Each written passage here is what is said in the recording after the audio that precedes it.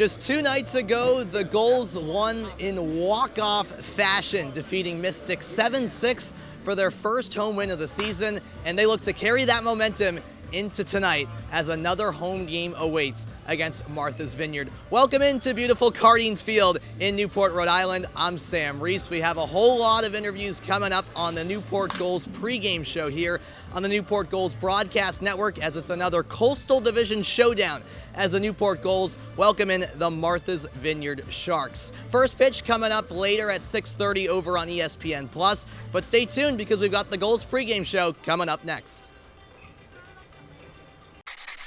I won! That's a good play! Since 1974, the Rhode Island Lottery has paid over $57 billion in prizes and contributed over $8 billion to Rhode Island's general fund. Your Rhode Island Lottery, a good play for 50 years and counting.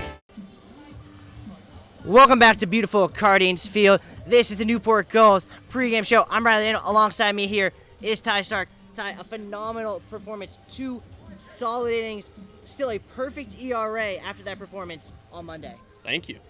So I got to ask, you've come in twice now and had 2 just outstanding performances. How do you mentally prepare to come in a situation like the one you found yourself in Monday against Mystic and just shut down batters?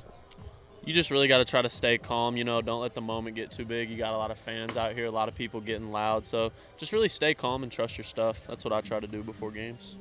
So it looked like a really precarious situation there in the 8th. After the 2 errors, we were able to limit it to 1 run of damage. What did you do to mentally kind of reset after those 2 plays? You just got to keep making pitches. You can't let things like that get to your head. You just got to keep pitching and know that eventually something will work out. We mentioned it a lot on the broadcast, but I'm going to ask you about it now. You've mentioned that your favorite player growing up was Chris Sale. Your delivery looks almost identical to his. Was that kind of an inspiration for you growing up, developing your pitches? Yeah, so I always got told by my uncle as a kid that I looked like Chris Sale and I threw like him, so I kind of took a liking to him, yeah. And how do you think that 3/4 sidearm-ish delivery helps you when you're on the mound?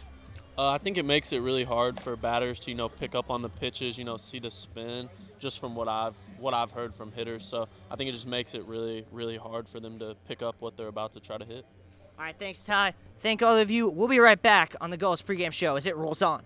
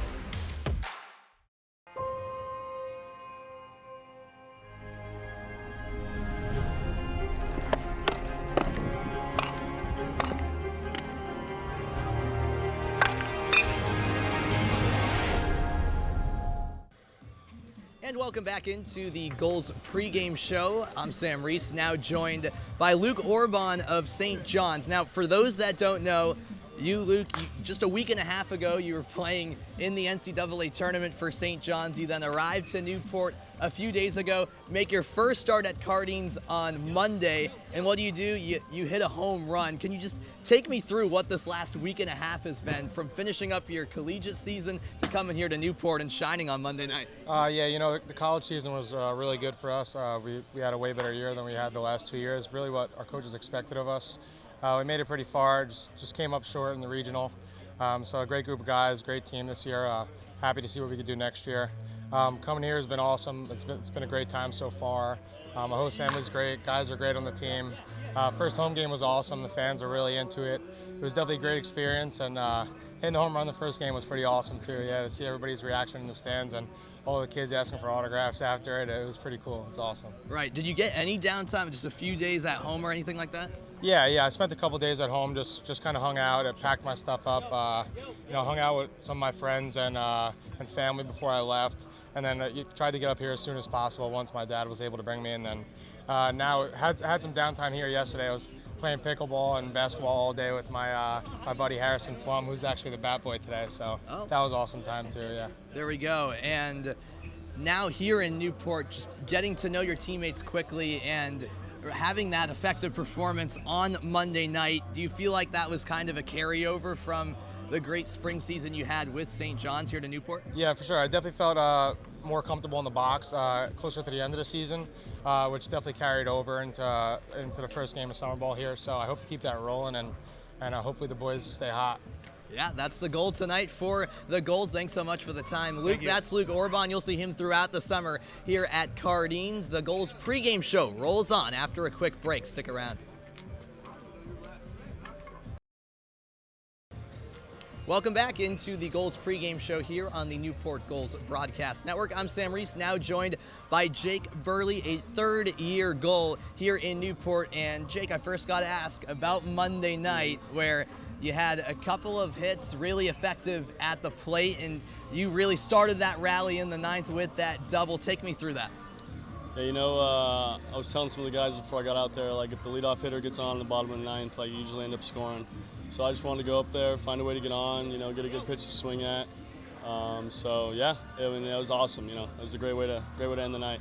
Right, and how good did it feel, you know, being your first start with Newport this summer since getting here at the end of last week? How good did it feel as well, just being back behind the plate as the catcher and then stepping up to the plate and being an effective hitter as well?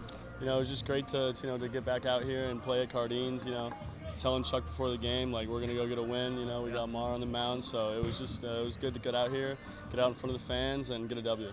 You mentioned Adam, who's been incredible so far this season. You know him as Newport teammates last year, but of course a large majority of the roster, as is usually the case in summer ball, new faces. So how has it been getting to know the new guys and for you as that veteran presence as everyone kind of settles in?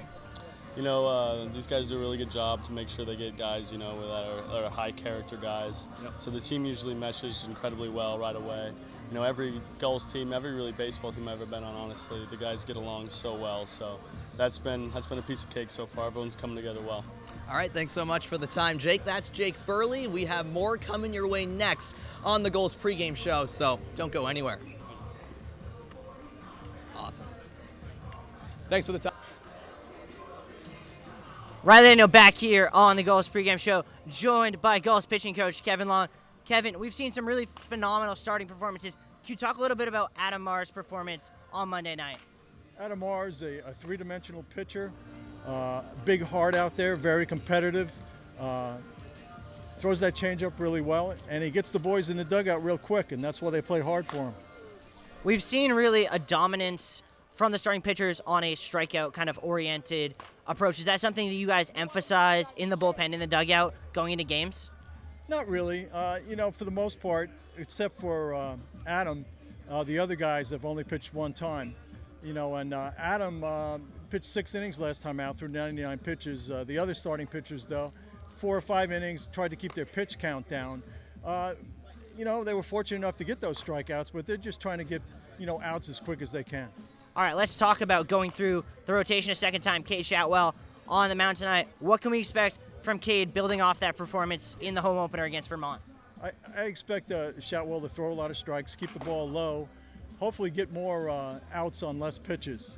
You know, he had to really struggle. He had a very stressful first inning in the last game, and I think because of that, that caused him only to pitch 4 innings. But he's a real competitor. You know, he throws 3 great pitches, and we expect a lot from him tonight. What's kind of the mentality in the bullpen right now? Because obviously a couple tough performances in the last couple games in the late innings. What's the mentality trying to kind of respond and bounce back? Well, all we're trying to do with guys out of the bullpen is to go in there and get outs and get them quickly. We've had a struggle, but for the most part, the guys were getting behind in the counts.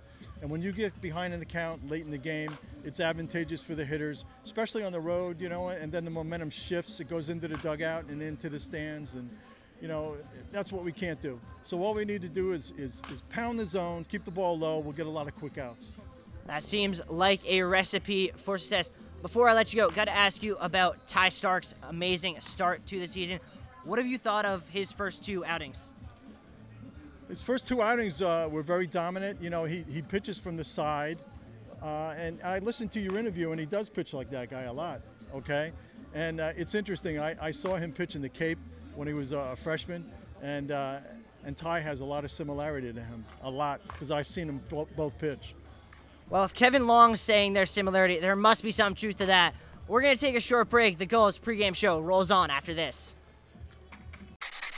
I won! That's a good play! Since 1974, the Rhode Island Lottery has paid over $57 billion in prizes and contributed over $8 billion to Rhode Island's general fund. Your Rhode Island Lottery, a good play for 50 years and counting. All right, that just about does it here for the Gulls pregame show here on the Newport Gulls Broadcast Network as the Newport Gulls get set to take on the Martha's Vineyard Sharks. Newport with an opportunity to get back to 500 in game number 6 of the season. This Coastal Division matchup can be seen exclusively on ESPN+. First pitch coming up at 6:35. We hope to see you there. I'm Sam Reese saying thanks so much for watching the Newport Gulls pregame show.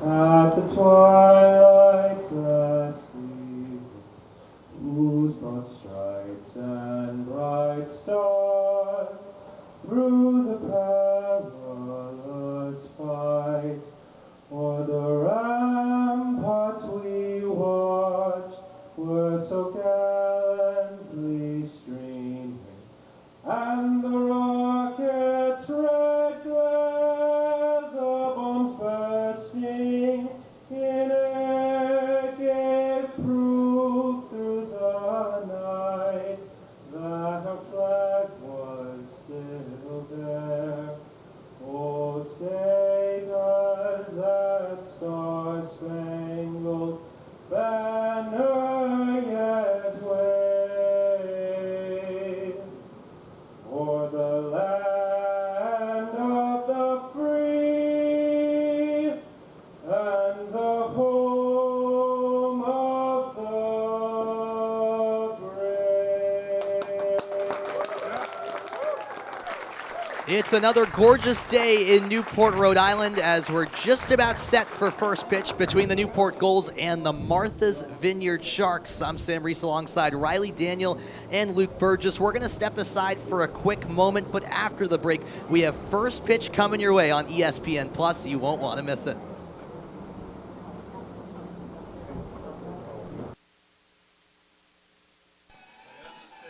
Welcome back to beautiful Cardines Field in Newport, Rhode Island. I'm Sam Reese alongside Riley Daniel and Martha's Vineyard broadcaster Luke Burgess. We're excited to have you alongside us tonight as well, Luke, as the stage is set for first pitch of this one between two Coastal Division rivals as the Newport Gulls at 2-3 welcome in the Martha's Vineyard Sharks at 0-5. And Riley, for Newport, they got that walk-off win for their first home win on Monday, and even better news today is that the star of the show last summer, Tyler Hare, who was All-NECBL second-team Tyler Hare, he is here in Newport, and he's making his first start of the summer. Yeah, I mean, talk about coming right in and making an instant impact. Tyler Hare, his first game back with the Gulls. He's not coming off the bench. He's not a pinch hitter. He's going right to where he belongs in right field.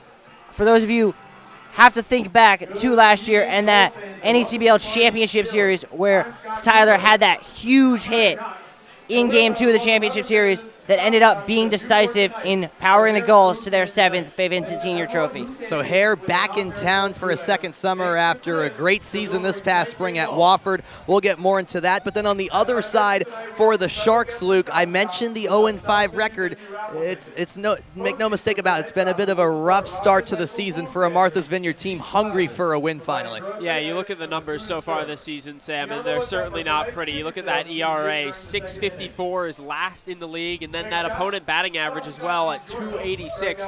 Both those numbers worst in the NECBL. Another number that's worst in the NECBL, 67 strikeouts for the Sharks offense so far. It's been hard at the plate. And, of course, the Sharks, the only team in the league still without a win over a week into this season, as you mentioned, trying to change that tonight in Newport. All right, well, we're just about ready to get going in this one. And as you see right there, starting on the mound tonight, Riley, is Cade Shatwell, also a returner for this Newport team, making his second start of the summer. Yeah, Shatwell had a really good start to that first start. 4 2/3, went through smoothly. Could not get that third out in the 5th inning against Vermont. Gave up 2 runs. Then they went to the bullpen, and things kind of fell apart after that. I think 5 innings is kind of the benchmark. We've seen Adam Marr get through 5+ twice. The Gulls have won both those games. If Shatwell can get through at least 5, the Gulls are in a good spot. All right, here we go. It's home game number 4 for the Gulls, and we've really lucked out with beautiful weather for all 4 of them here at Cardines Field.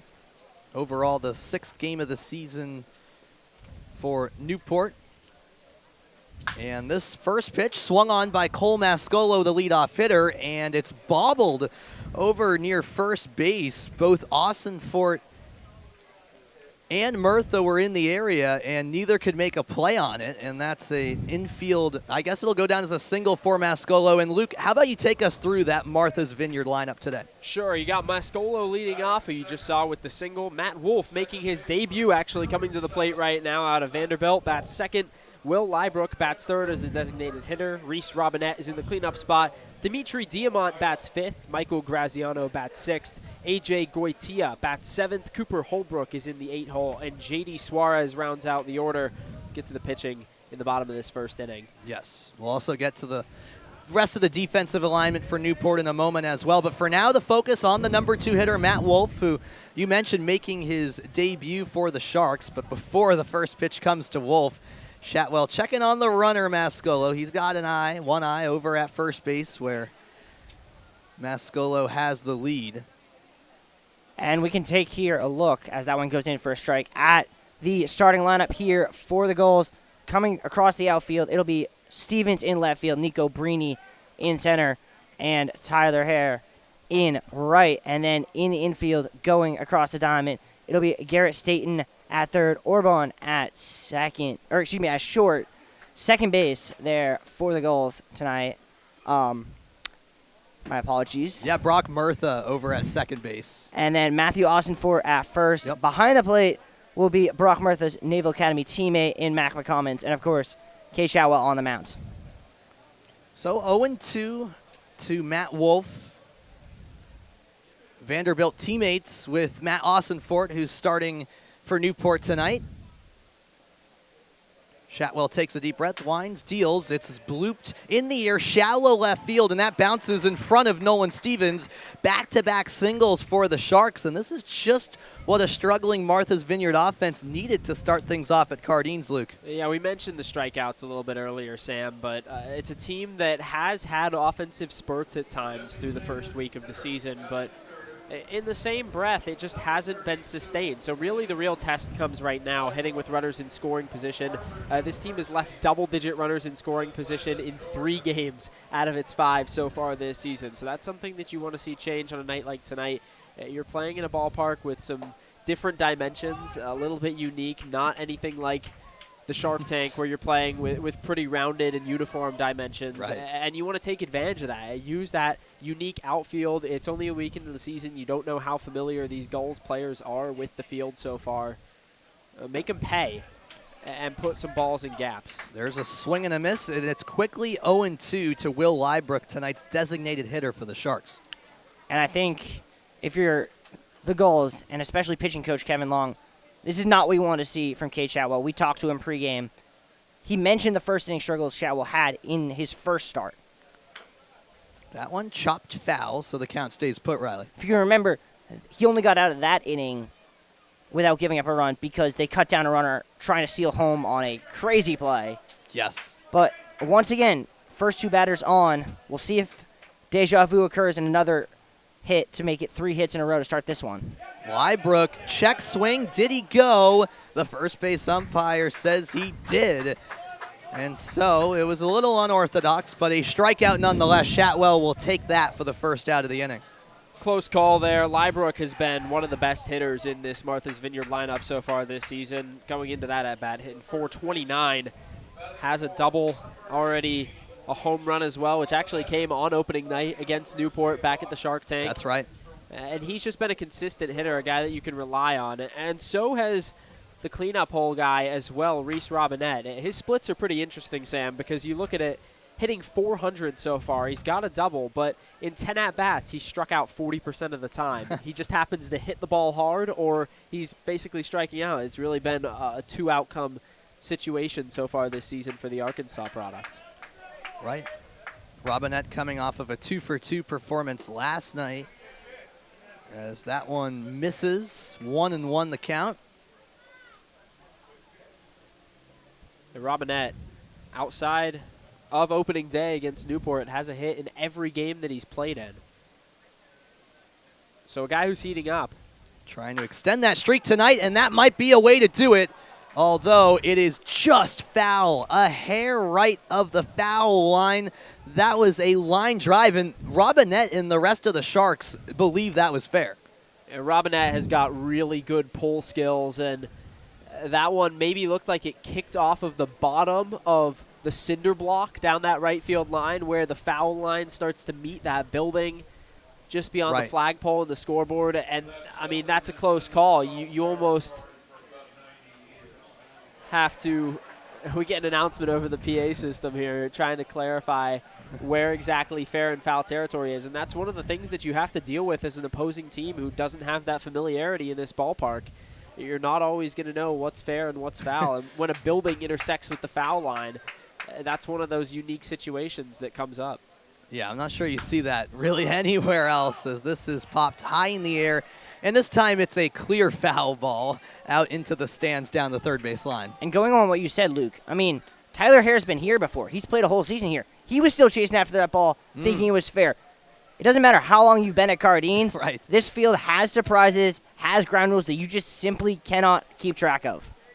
And a lucky fan over there getting that foul ball. Things you love to see at any ballpark, especially here at Cardines. 1-2 again. Fastball misses down low, so it's all even to Robinette. This was a point of emphasis from Kevin Long in the pregame. He wants his pitchers to work the bottom of the zone, does not want to leave pitches up in the zone for these Sharks hitters to hit. They are very good power hitters, as Luke mentioned. Yeah, this is a team that has hit for some power so far this season. It's just really a timely hitting. As the 2-2 hit opposite field, it's looped into left field, and being rounded home from third is Mascolo. The throw to third in time for the out, but the Sharks do put on one run as they strike first here at Cardines. A great throw from out in left field by Nolan Stevens to get Matt Wolf out at third. Nonetheless, though, Martha's Vineyard does strike first, Luke.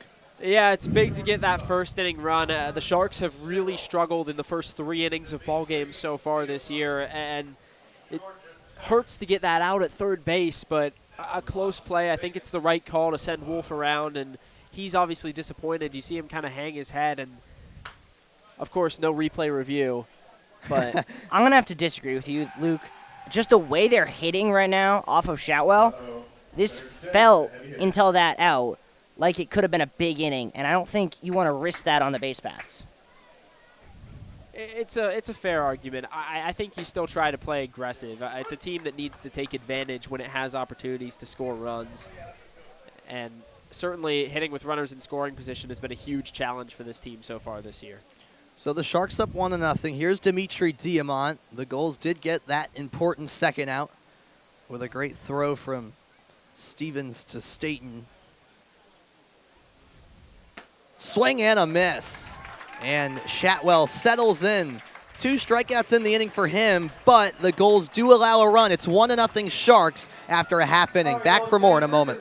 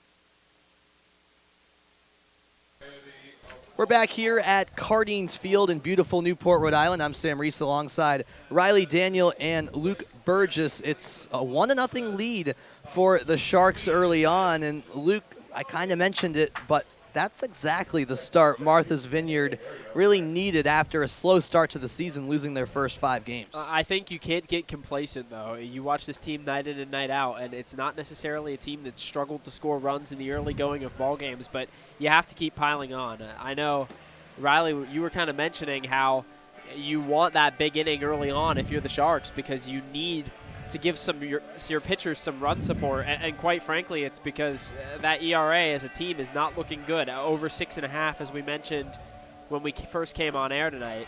And you look at the pitcher for tonight's game, Brandon Oliveira, is a guy who has real velocity, real good breaking stuff, but you look at that opponent batting average right up there, over 400. He got hit hard in his first game, and the ERA not where you want it to be either. But this is a fastball that can top out over 93 miles an hour. Saw him touch 94 one time in his first start against Bristol. So certainly a guy who you expect to turn it around throughout the year. Just has to throw strikes, and he's working to his battery mate as well, also from Miami, AJ Goitia.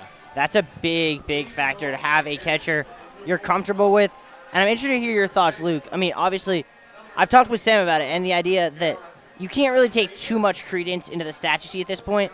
As we take a look here at the Gulls batting order, it'll be Staten, Stevens, and Seiko in the top third. Tyler Hare in the cleanup spot. Luke Orban, who had that huge hit at fifth. Brock Murtha, Matt Austinfort, Mac McCommons, and the 9-hole will be Nico Brini. Yeah, and like you were saying, Riley, and I'm sure you agree with that, Luke, where when you have 2 guys who play collegiately together, pitching and then behind the plate, that has to be a big boost as Garrett Staten leads off for the Gulls. These guys are obviously close as well, Sam. You see the chemistry that they have. They sit with each other a lot on the bus. They'll eat a lot of meals together. And both guys who are young and are really eager to get after it. And early on, you just see the velocity from Oliveira. He can pump that fastball. He's got to rely on his strengths. And I think that it's a process with the coaching staff and getting him to the point where he realizes how good his stuff is, and that if he just attacks the zone, he's going to have success. This one popped down the right field line again towards the brick building, but that lands for certain foul in front of the Cardines Field scoreboard. And right here, I mean, that pitch, 93 on the radar gun, so Oliveira's bringing the heat today. Oliveira loves to live up high velocities, 90-plus miles an hour on almost every fastball. A comment on the lineup as well for this Newport team. You see them stack the lefties against this hard-throwing righty, and the righties are going to struggle to hit against that fastball. You saw Bristol do a similar thing. You really try and use those left-handed batters. The splits against Oliveira in high school, much better from lefties, although he dominated just about everyone that he saw in high school. So I think Garrett Staten had to get a new bat, if I'm not mistaken. I believe you're right. That's why it took a long time for him to get back to the batter's box where he eventually is. Fastball misses outside, so a 2-2 count as this plate appearance finally resumes for Garrett Staten, the recent commit to Alabama. Check swing, and he's rung up. An indecisive Staten decided not to go, but a strike 3 call by the home plate umpire, and Staten's heading to the dugout. And that's that good slider from Oliveira. You see him utilize it really effectively there, and the key for Oliveira is to get ahead in these counts. When he's pitching in command, he can be a really dangerous guy for hitters to face. You know that he has that nasty breaking stuff that he can throw in there, and when you pair that with a fastball, like you just saw there, high to mid-90s fastball, it's really effective. So he's got to continue to pitch like that, just attack the zone early with that hard stuff. Nolan Stevens now in the batter's box for Newport. Takes a strike on the inside corner. He wasn't too pleased with the call by his reaction. And I think Oliveira's release point makes it even harder. He comes almost straight down with that ball. Makes it really hard to pick up any sort of spin whatsoever if you're a hitter. Now the 1-1. Sent sky high, foul ground left side, and that will land along the fence, and it's caught. Wow. J.D. Suarez kept his focus, and for a guy who I have to imagine is playing for the first time ever at Cardines, that's an impressive play as we see the replay here. And it's an underhand scoop catch, Luke, by Suarez as he kind of just grappled the fence, knew where he was, and made an incredible catch. Yeah, you said it, Sam. Suarez does a really good job of feeling out where the wall is. He has plenty of time with that ball popped so high in the air, and just a really impressive play defensively from Suarez, and a big out to get.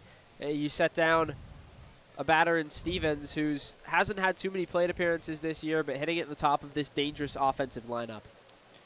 And speaking of potential danger, here's Brody Zako, who was the walk-off hero 2 nights ago in Newport's 7-6 win over Mystic, where he delivered the game-winning single to drive in Jake Burley and give the Gulls their first home win. Zako down 0-2 in the count. And strike 3 called right down the middle from Brandon Oliveira, who makes quick work of the top of the order for Newport. 1-0 Sharks lead. We're on to the second after this.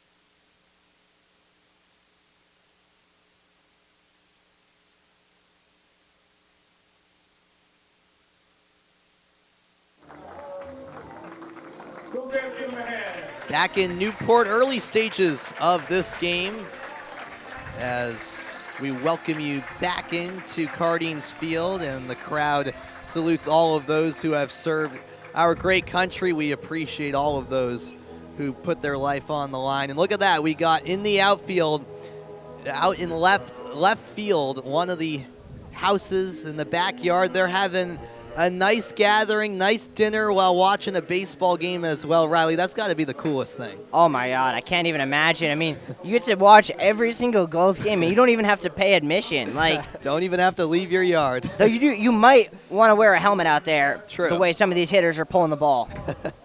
You know, got some nice Adirondack chairs out on that yeah. track. Oh, they've got the setup down, looks like don't they've they? got the spread. I mean, I'm sure they've been doing it for a long time, though, around here. Oh, yeah. They've got it down by now. Michael Graziano at the plate. Hit sharply on the ground to short. Scooped up by Luke Orban. And the throw is a bit offline, but Austin Fort collects and steps on the bag for out number 1. And that's more of what Shotwell is wanting to really emphasize. Getting the ball low, I can't really call that weak contact, it's a hard hit ground ball, but getting balls that really can't have much damage done to them and trusting in his defense. Now we go to the bottom of Martha's Vineyard order. Here's in the 7-hole AJ Goitia. And an off-speed pitch down low from Shotwell, 1-0 to Goitia. Goitia is a really interesting prospect for this Vineyard team. He's got a great hit tool. Already seen him walk a couple times. He takes a lot of pitches, hitting 400 in the early going of this season. He's also swiped 2 bags. As that one is hit high in the air, foul ground, and that ball is caught. Great focus by Matt Ossenfort as he was approaching the fence just beyond the Martha's Vineyard dugout. So we saw J.D. Suarez over at third for Martha's Vineyard making a nice play, and this time Matt Ossenfort on the first base side getting it done. And that's kind of the weirdness of Cardenas, because if that ball is hit 2 feet less far down the first base line, that's into the dugout and not catchable. But because it goes another 2 feet, Ossenfort was able to almost go around the Martha's Vineyard dugout and catch that ball. So just like that, 2 up, 2 down, as Shotwell is trying to make this a much more comfortable inning, and that's one way to do it. It's popped high in the air by Cooper Holbrook, and under it for the catch is Nolan Stevens. A much more smooth 1-2-3 second for the Gulls, who trail the Sharks 1-0 through 1.5.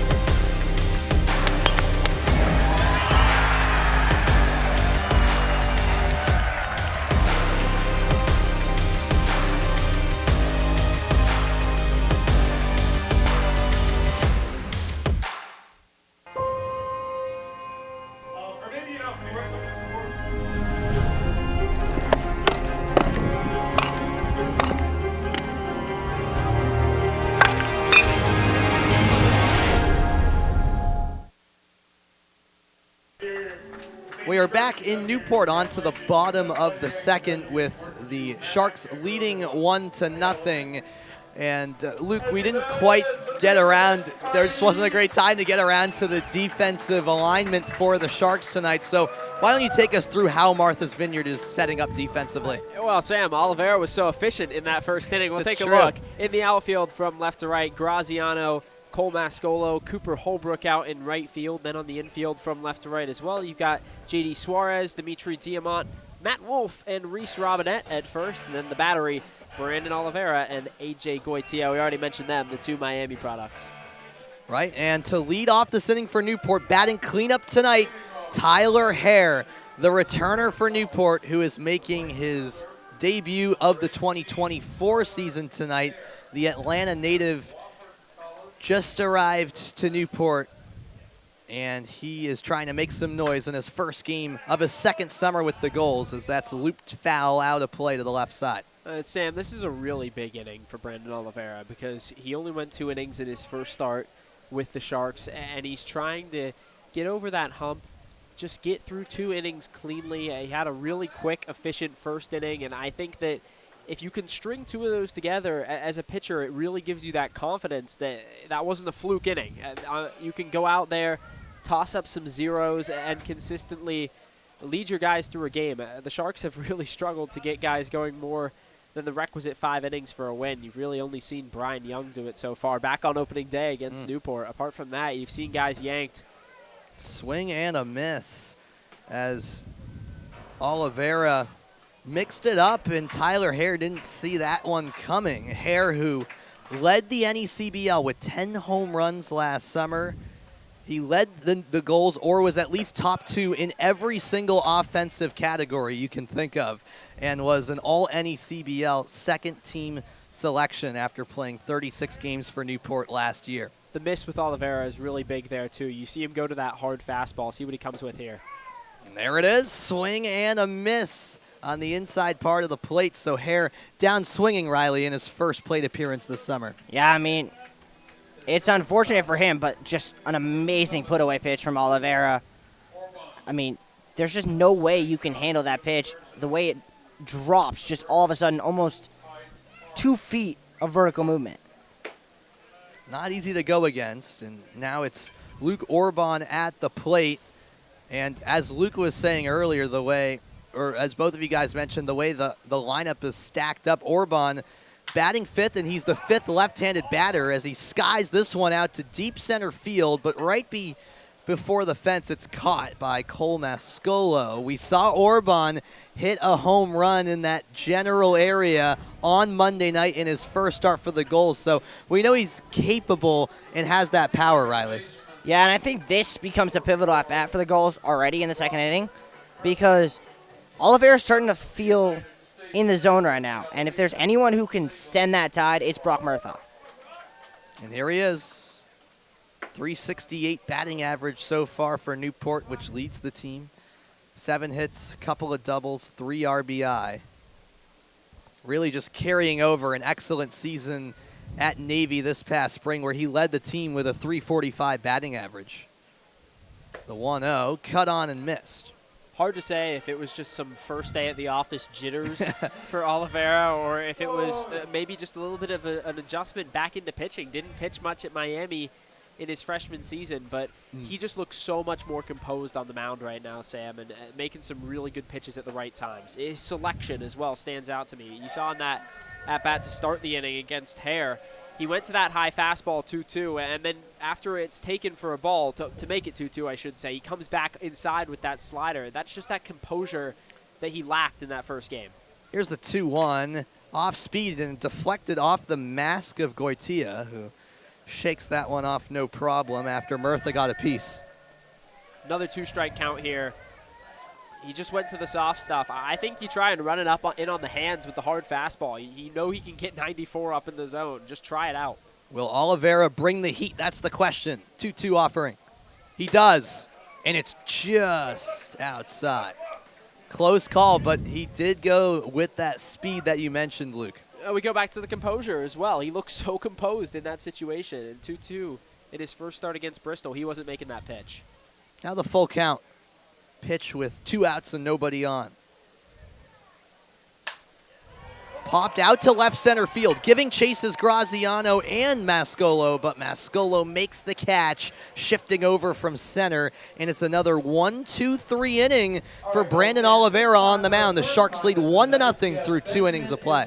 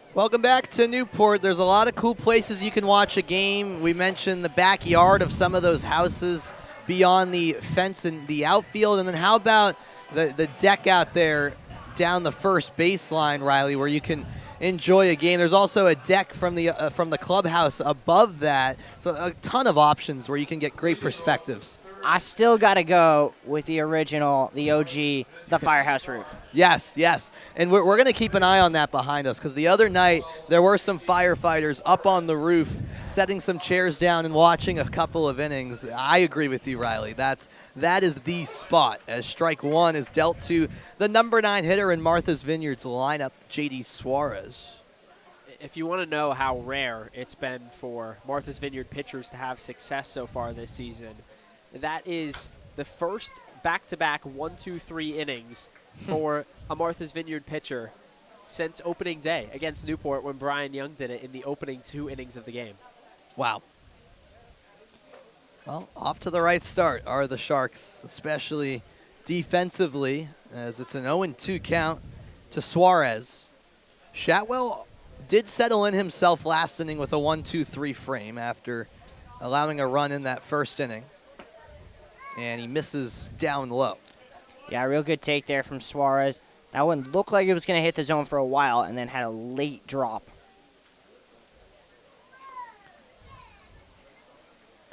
And on the 1-2, strike 3 called, outside part of the zone.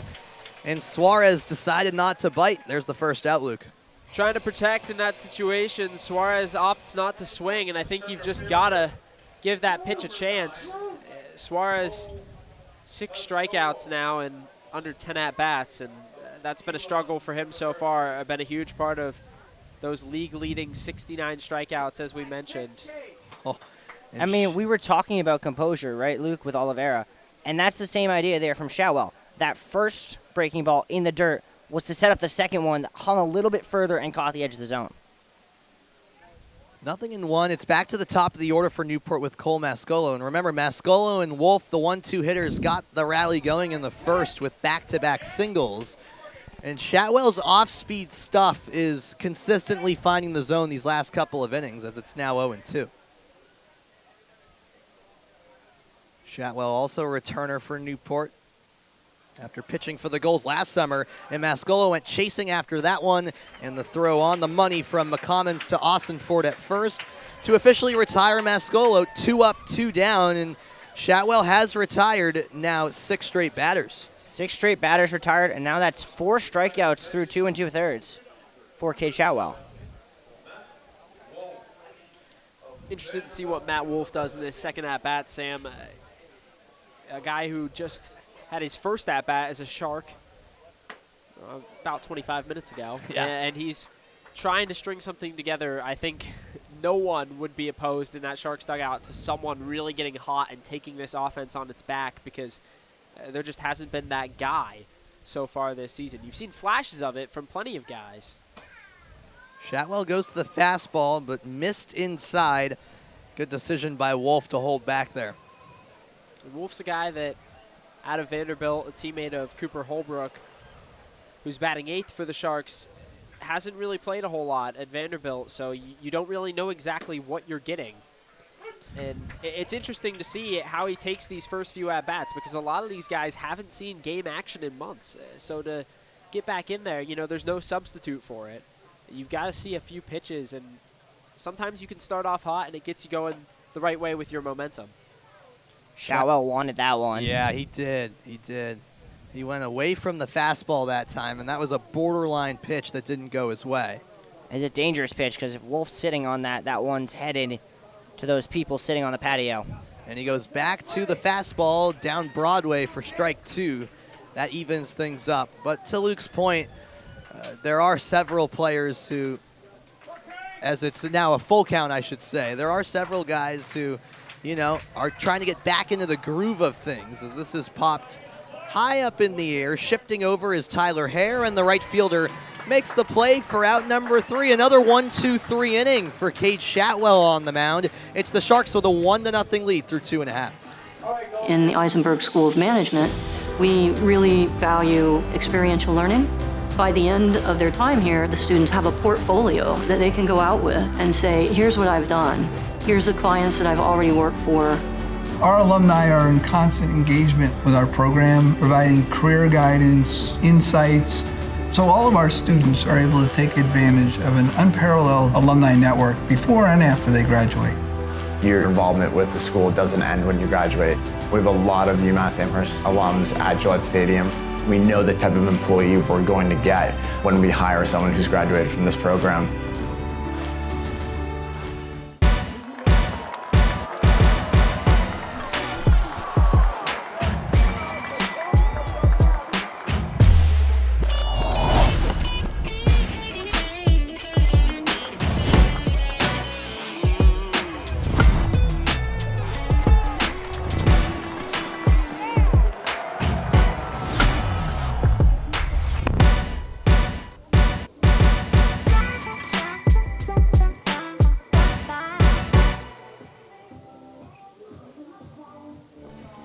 Back here in Newport as we go to the bottom of the second, and there is that upper deck, I guess you could call it, that's part of the clubhouse where you can also enjoy the game. There's plenty of options to enjoy the game as you see those fans are taking advantage of it. I really want to see someone really go out there and, like, watch the game in, like, a blimp or something. I feel like that would just be so That would be pretty cool. inspirational. I think that's got to be the best seat in the house. You've got a great view of the entire field. Yeah, I have to think so. That looks like a great spot, no doubt about it, as we're rolling on to the bottom of the third inning here in Newport. Matt Austin-Fort leads off the bottom of the third for the Gulls. That's high and outside from Oliveira, who has retired all 6 batters faced so far.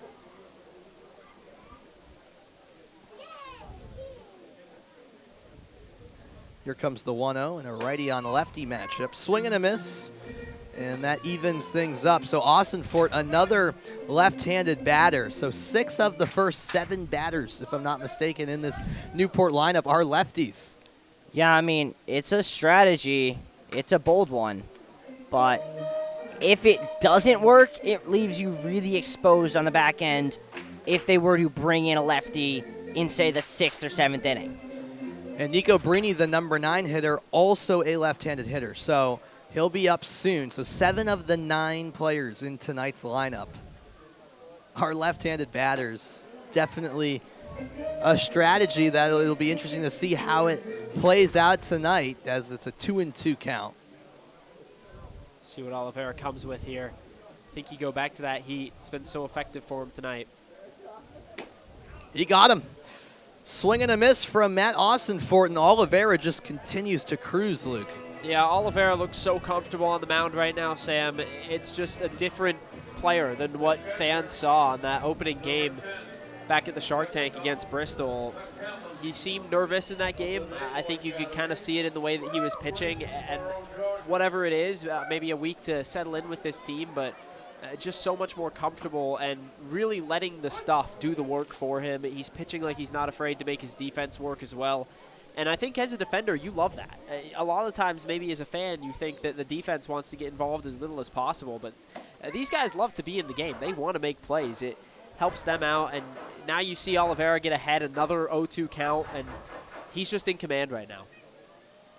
He is locked in at the moment, the right-handed pitcher, Brandon Oliveira, out of Miami. And there's a ball taken by Mac McCommons, who didn't play the last game. He's played in 2 games so far, not a whole lot of plate appearances. He's 0 for 3 on the season. So, again, a small sample size, but McCommons would like to crack the code that is Brandon Oliveira with his first hit of the summer in Newport. 2-1. That's hit sharply up the middle, and crack the code he does. The first hit of the summer for Mac McCommons, and it's the first hit of the game for Newport. That's big. I mean, the way that Oliveira was pitching, you kind of almost thought that the Gulls just might never get a runner on base, but McCommons said enough of that, and now it brings up who might be the hottest hitter in the Gulls lineup in Nico Brini. That's right, Nico Brini coming off of a 2 for 3 performance in Newport's last game on Monday against Mystic. Had a couple of RBI, and he's a fan favorite around here. Brini, one of 5 returners for the Gulls, and he takes a strike on the outside part of the plate. With the return of Tyler Hare now, Brini and Hare make up 2/3 of the Gulls outfield returning from that championship season a year ago. Right, and then you got Shatwell on the mound tonight, also a returner. Adam Marr has been dealing so far this season, another returner. And I guess you also have Jake Burley. I was just going to say. On the bench. And then that goes without saying. Burley, a third-year Gull. So all 5 returners are guys you're seeing already making an impact for Newport, and you expect them to be front and center at the Gulls trying to win back-to-back championships here in 2024. 1-1, cut on and missed. You love to see Oliveira, though, to quickly change the subject back to his pitching. He's so comfortable just getting back in that zone, and that is exactly what you want to see after giving up a hard-hit ground ball. Brini going to have to defend down 1-2. And here it is from Oliveira, and Brini went chasing. Swing and a miss, strike 3, and that's a big second out for Oliveira to kind of just settle in after allowing that first hit, especially considering it's now back to the top of the order for Newport. Yeah, and it shows as well, Oliveira just not a two-pitch guy. He's been mostly fastball slider through these first few hitters, but you see him go change up there, and when you're not showing that pitch as much, it's that much more effective. The change up probably already one of the most effective strikeout pitches if you can master it in baseball. There's a throwdown. Brini got back in the nick of time. Goitia alert. Yeah, I don't really know what they thought Mac McCommons was doing. Mac McCommons, obviously not someone known for his speed, but if there was a time to send him, now would be a good opportunity with Staten on and 2 outs. It's something to keep an eye on as the 1-0's dealt. Staten bloops it out to right center field, and it drops down in front of Holbrook as it deflects off his leg, and that allows McCommons to get all the way to third. Garrett Staten continues a hot start to the season with his first hit of the game, and the Gulls are making some noise here in the third with 2 outs. Sam, these are the defensive miscues that have just killed this Sharks team all season. You see 2 guys get in there, and no one really calls for it. Holbrook, probably a ball that he can get over to if he's hustling the whole way, and just a little bit of a tough miscommunication. Maybe he thought that Mascolo had a beat on it. Mascolo, a lot more speed, and a big right field here at Cardines to patrol for Holbrook, a guy who has not been consistently playing right field so far this season. Here's now Nolan Stevens, who takes ball 1. Stevens, similar to McCommons, a guy who, only has 2 games under his belt so far, but with limited amount of plate appearances, but he is 0 for 4 so far. McCommons got his first hit of the season earlier this inning. Can Stevens pull off the same kind of magic as the check swing? And he went, confirms the third base umpire, who, because there is a runner on third, is playing over at second between the 2 runners on the corners. Yeah, pretty sweet Mississippi State cleats as well. Yeah. From Stevens right now. He's got those pinstripes running down the backside of him. One of 4 Mississippi State players on the Skulls roster, the most represented school on Newport this summer. The 1-1 fastball, that misses. Be interested to see here, if I was Coach Coombs, I would maybe think about sending Garrett Staten, just because right now, probably not going to throw down to second and risk McCommons coming in the back door. You can put another runner in a scoring position, leave 2 out there for Nolan Stevens. The 2-1 with 2 outs, and that's fouled off. That pitch was hanging on the inside, and Stevens really wanted it, couldn't quite put it in play. Goitia, though, to your point, has an excellent arm. I don't know that I've ever seen a catcher in person consistently who can throw with the power that he can from behind the plate. He's got a great pop time, and as well, Oliveira really quick to the plate out of the stretch, so not someone you want to run on. The 2-2 with 2 outs. Swing and a miss, and Oliveira gets out of the jam unscathed. 1-0, the Sharks holding on to the lead as we head to the 4th inning here on ESPN+. Is Coffee Shop Food Pantry. And they brought some games and some out-order prizes yet. But I have Rob, Eric, and Linda here to see who's the fastest bagger. You'll have 20 seconds each to bag your groceries. And our Coffee Shop associates will judge your work based on speed and precision. Winners go goes home with a $200 Top Shop gift card.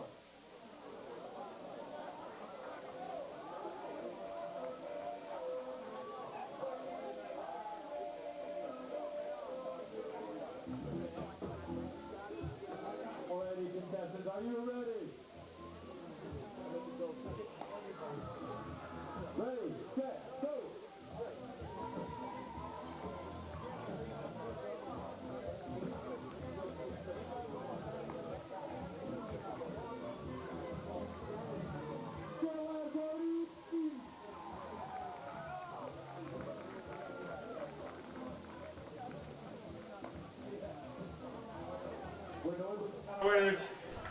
Netting Professionals is the official netting partner of the New England League. Their netting and wall padding products have been featured in Major League Baseball venues such as Citi Field and Truist Park, and many collegiate facilities throughout the country, including the universities of Florida, North Carolina, Binghamton, Texas, and many more. From design to fabrication to installation, Netting Pros is improving programs one facility at a time.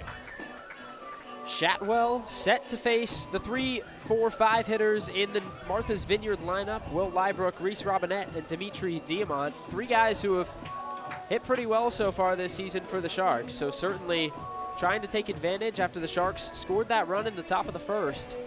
Nothing since then. Yeah, I mean, I want to go back to that point, the decision for Matthew Wolf to go for third base, because since the start of the top of the second, it's seemingly been a different Cade Shatwell. Shatwell been in control with his breaking stuff. That's really been the difference.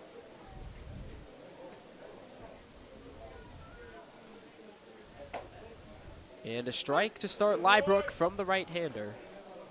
Shatwell sitting on 4 strikeouts on the day. Unfortunately for him, that trails Oliveira by 2. Lybrook, the Harvard product. He's got his crimson helmet on. Crimson in terms of the mascot, not, of course, the Right. color. Yeah. It is a crimson H on the front of that helmet. True. Black helmet he's got in there. Now time to switch out the baseballs, maybe. A little bit dirty after the foul. A 1-1 the count to Lybrook, a guy who's been really good at extending counts, and that's been one of the positives, really, for this Sharks team. Just haven't produced out of those deep counts. Pretty uncommon, but it gives you hope that it'll come around at some point. Shatwell's 1-1. Luke, and you touched upon it, but there's still a distinct difference in the amount of accuracy Shatwell has with the off-speed versus his fastball. Off-speed, been so effective for the right-hander so far as Lybrook cuts through some of the hard stuff. 2 strikes on him now.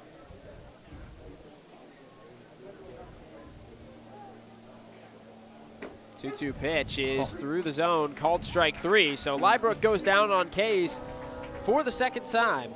That is just gorgeous. That pitch could not be better. That is such a good pitch. You should frame it and put it in the Louvre. Yeah, exactly. And I like the way Shatwell's just been mixing it up, because he has that effective fastball, but then can also throw in, the occasional real effective breaking ball. And the command has really been there for him. He hasn't walked a batter yet after 6 walks in his first game.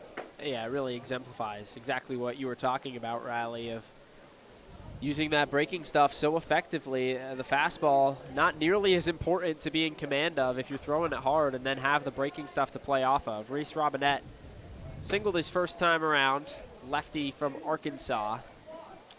Well, I mean, also, he doesn't have the velocity Oliveira does, so he has to be more creative with his off-speed stuff, or he's just not going to be able to get past hitters.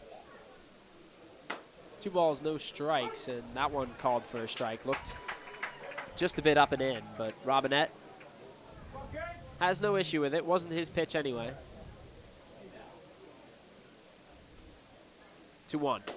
Swung on and missed. Comes back with the fastball. If I were a betting man, I'm guessing this is going to be an off-speed pitch. And Robinette probably picks up on that towards this point of the game. He's probably ready to hit it, but got to try and catch it out in front.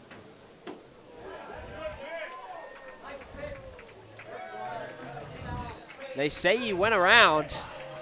Robinette strikes out swinging, and And we can see here on the replay, I don't know. Doesn't look like he went. Doesn't look like he went I thought he held around. up. I thought he did a good job holding it up. looked back here from our perch behind the plate that he held up that bat. But now 2 strikeouts for Shatwell. And he'll face Dimitri Diamant. Diamant started the season hot. 2 home runs on the year. Had one in the game against Vermont that was called early due to a fog out.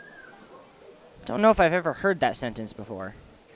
Well, it's not uncommon on the Vineyard, and of course you see it pretty often as well in the Cape Cod League with Chatham. Yeah, Chatham had a million fog outs last summer. I think they actually played something like 3 games in a week at one point, and then played 19 games in 17 days because of the fog.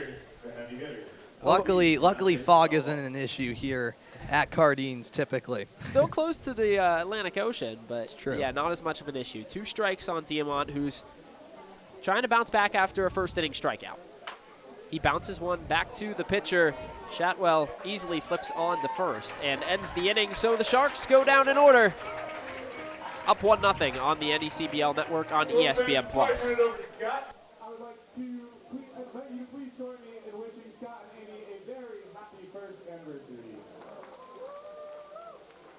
Not this Scott.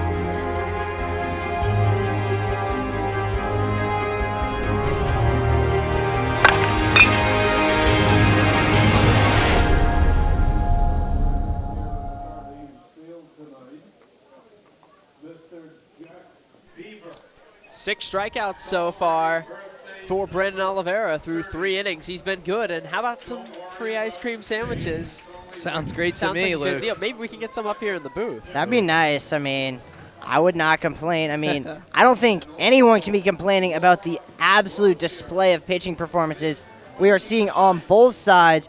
Both pitchers now through 3.5 with 6 strikeouts each. And, I mean, only 4 combined runners in 3.5 innings have reached base. And as well, Riley, 2 different methodologies of doing it. You've seen Oliveira overpower hitters, and we talked so much already about how Shatwell has just been so effective with the breaking stuff. That's been the difference. And Oliveira, a really big confidence-building start outside of Brian Young in the Sharks rotation. If you've been following along all season, really, Sharks have struggled to find consistency. So Oliveira is going to face the middle of the order as well, 3, 4, 5 coming up. Brody Zako to start things off. Zako came into this game hitting .273, home run, 4 RBIs through his first 5 games. So off to a good start with the bat. Reason he's in that 3-hole, and Oliveira's first pitch is a blazing fastball up high. Did not have a first good at-bat against Oliveira. Swung and missed at 2 breaking balls before taking a fastball looking. That's very true. 1-0 from Oliveira. He comes back with the fastball. It's pounded out to center field. Back looking up at that tall wall, and it's over the wall. Brody Zako goes deep. And the Gulls knot things at 1 and put the first blemish on the scorecard for Brendan Oliveira. Well, there it is again from Brody Zako. I think Gulls fans are already getting a sense that this guy possesses a lot of power, and you see the replay of it right here. It was a pitch just hanging right in the middle of the zone, and Zako read that one all the way through, Riley, and right off the bat, I think everyone had a good feeling about that here at Cardines. I mean, neither the center fielder or the right fielder took more than a step towards the fence. Everyone and their mother knew that ball was sailing over the fence. I think as well, though, it has to be mentioned with the height of that center field wall. Just 321 about where it went out. You could safely assume that ball went probably close to 340. It hit pretty far over, but you really have to play pretty far shallow in the infield because you don't know if it bounces off the top of that wall, it's going to come back in pretty close towards the middle of the infield. So it's a hard wall to play, and obviously the Sharks on the road get kind of an abbreviated batting practice the first time that a lot of these guys have seen this field. So it's a bit difficult when you don't really get to play the hops off the wall. You have to try and judge it quickly. So I think that also factors in Mascolo not pursuing that one. Oh, yeah, and that's what home field advantage is all about as well. That's why every game matters throughout the summer to, ideally make the playoffs and be a higher seed to get that home field advantage come playoff time as well when it matters the most, because especially at Cardines where it's such a unique ballpark, it can really be tricky for those opponents who have less experience compared to the Newport players. Oliveira, who just had been basically untouchable with that fastball through the first few innings, has the confidence to throw it in the middle of the zone and gets beat. But credit to Brody Zako as well to turn that fastball around. It's a good piece of hitting. 3-1 now, and a foul tip actually back into the mitt of A.J. Goitia. Yeah, Tyler Hare was trying to do what Brody Zako did an at-bat prior, but unfortunately that ball was about an inch off the ground. See if he can go back to that slider that he did the first time. And he does. He gets him swinging, and Zako back to the bench. 1 out. Oliveira bounces back and strikes out Hare for the second time. And maybe just a little bit of rust for Tyler Hare. Has been more than 2 weeks now since he's played in a game. Right, and I mean, obviously Hare had a ton of accolades in the NECBL last summer as one of the stars for the Gulls, but to your point, Riley, it is his first game here with Newport this summer, after having he was an everyday starter. He started every single game, all 62 for Wofford this spring. Probably just had a little bit of downtime before getting back to it. So it'll take some time for him to get going, you'd have to imagine. Luke Orban knifes one out towards first. It's called a fair ball, and Scott Seeker, or I should say Reese Robinette. Seeker been the everyday first baseman for the Sharks. Reese Robinette scoops it up and trots his way onto first. So 2 quick outs after the home run from Zako. And that's, I think, really good for the Sharks. I mean, Oliveira struggled in his first appearance. And so it was a question I had coming into this game is when he got punched, how is he going to respond? And this has been a really, really strong response from the University of Miami product. Don't think at all that Oliveira too phased by that home run. I think that he would probably say that he would throw the same pitch again. Yeah. Maybe not to Brody Zako. Maybe not to him, but his stuff's been working for the most part, and it goes a long way to show you how he's settled in by retiring the next 2 batters after Zako. Popped up, shallow infield, second baseman Wolf is under it, screams for it, and makes the catch. So 1 blemish on the scorecard for Oliveira. The home run from Brody Zako knots things at 1 on ESPN+.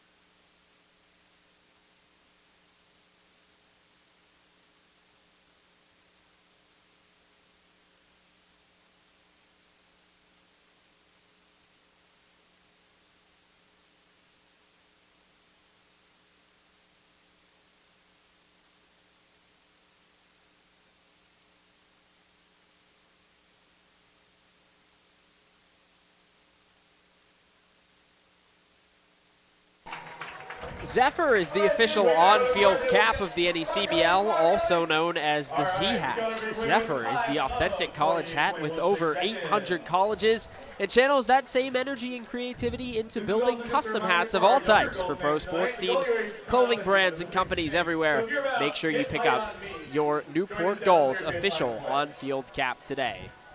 Luke Burgess back with you here for the 5th inning, and it's been a pitcher's duel through the first few innings, guys. Really successful stuff from both Brandon Oliveira and the Newport pitcher, Cade Chatwell. Well, it feels very similar to when these two teams met.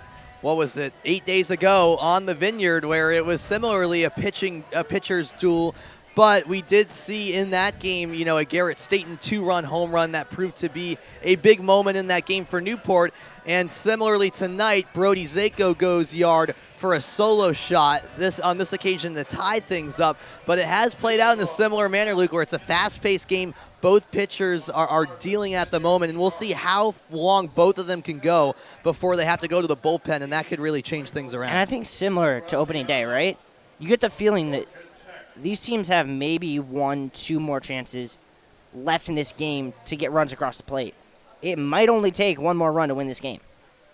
No doubt, if you're manager Ryan Miller, you want that run to come sooner rather than later before that Newport bullpen is unleashed. Well, you say that, but the Newport bullpen has not had the greatest of starts to the year.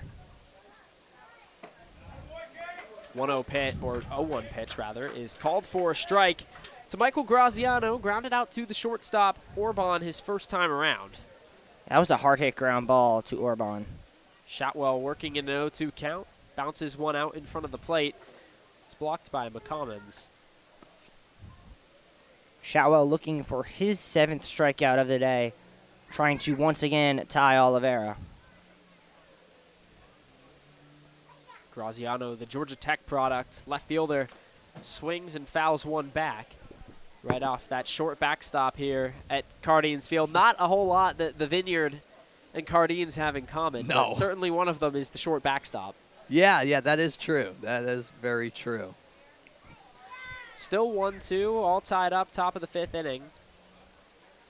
About an hour gone in tonight's matchup. Shotwell's 1-2 pitch is swung on and missed, and he does get that next K. Sets down Graziano. That is 7 Ks, 6 of which have been on off-speed pitches. Right, that's the put-out pitch that has been working for him time and time again, and has just tricked these hitters up quite a bit. And Shotwell, as you mentioned, Riley, already up to 7 Ks, 2 more than he had in his 5 innings of work against Vermont back on June 5th a week ago. He'll face Goitia now, who takes a ball down low. And I mean, I can't remember. Maybe you can help me out, Luke. The last time that I saw more than one fastball in an at-bat thrown by Shotwell. Yeah, absolutely. Shotwell really relying on that breaking stuff. He starts Goitia with 2 breaking balls to even the count at 1-1. Goitia popped up to that right side, a wacky play near the Vineyard dugout. He's got ones on the count, and a pitch is delivered down low. So ahead in the count, and that's another thing. The Sharks batters really just have not been ahead in the count very much tonight, as have the Gulls. Yeah, on both sides. How often have we said there's been a full count tonight as well? Once. Yeah, once. Strike called. And now the chance for one with a ball. 2-2 to Goitia. Yeah, we might have put that into existence. Let's see. You did it with Mac McCommon's single in the 2nd. Can you do it again, Sam? Quick stoppage, and Shotwell quickly given the play sign from the home plate umpire. And his 2-2 pitch to Goitia. Down low, and now we do see a full count. So the announcer's jinx comes to fruition. It's almost every night now that this is happening to me. Yeah, you're getting real good at it. But you have to learn. Should take it to Vegas, make an act, maybe?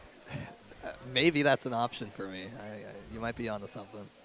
Goitia pops one foul up towards that canopy roofing section, and it's actually over the head of the gentleman sitting up there. The fans here at Cardines are booing that gentleman for the... Not as bad as the PA announcer congratulating him on the catch he didn't make.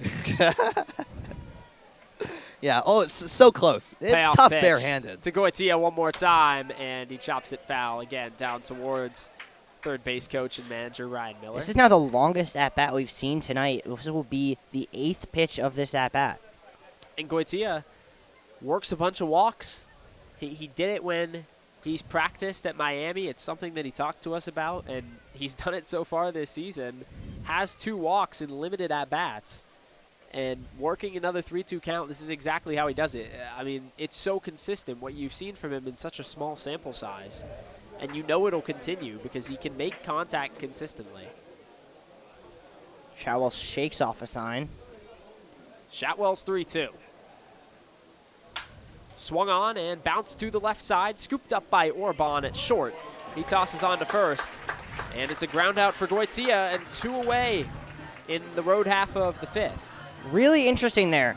Shotwell shook off the breaking ball from Mac McCommons, went back to the fastball to get the ground out. Well, at some point, you have to think that this Sharks lineup is going to get a beat that the breaking ball is his out pitch.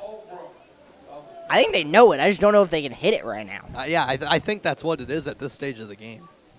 Cooper Holbrook, who is searching for his first hit of the season, still hitless this year. 0 for 10 on the year so far. Vanderbilt product. South Carolina native. 1 strike on him. Shotwell goes into his motion and delivers the fastball through the zone, and now 2 strikes on him, and that's really been the bugaboo for Holbrook so far this year, hitting with 2 strikes far too often. He's got to defend. Shotwell's pitch. Swung on and missed. Went back to that slider, and he's tagged. Knocks the bat down in frustration. We're through 4.5. All tied at 1 on ESPN+.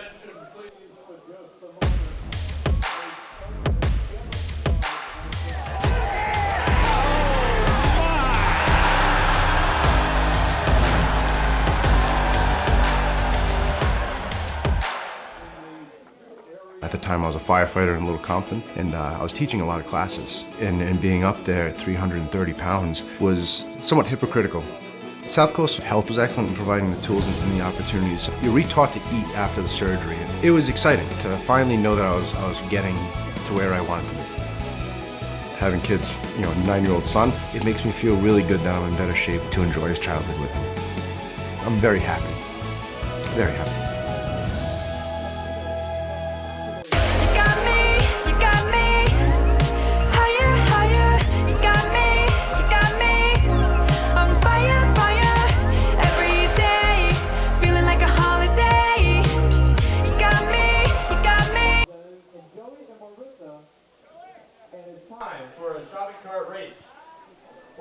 Only 3 hits through 4 innings for Brandon Oliveira. He's been good, and of course, a plethora of strikeouts.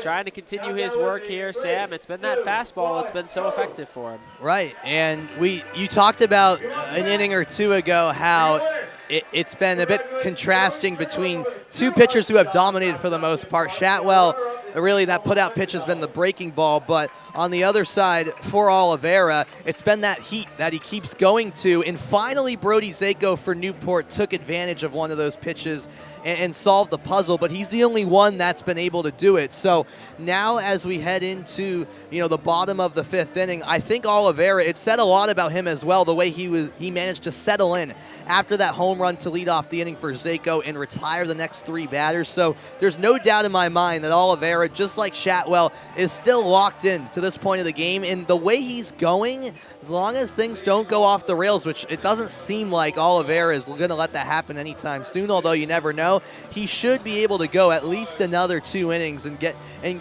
not force Martha's Vineyard to make a call to the bullpen until that 7th down the final stretch of the game, Luke.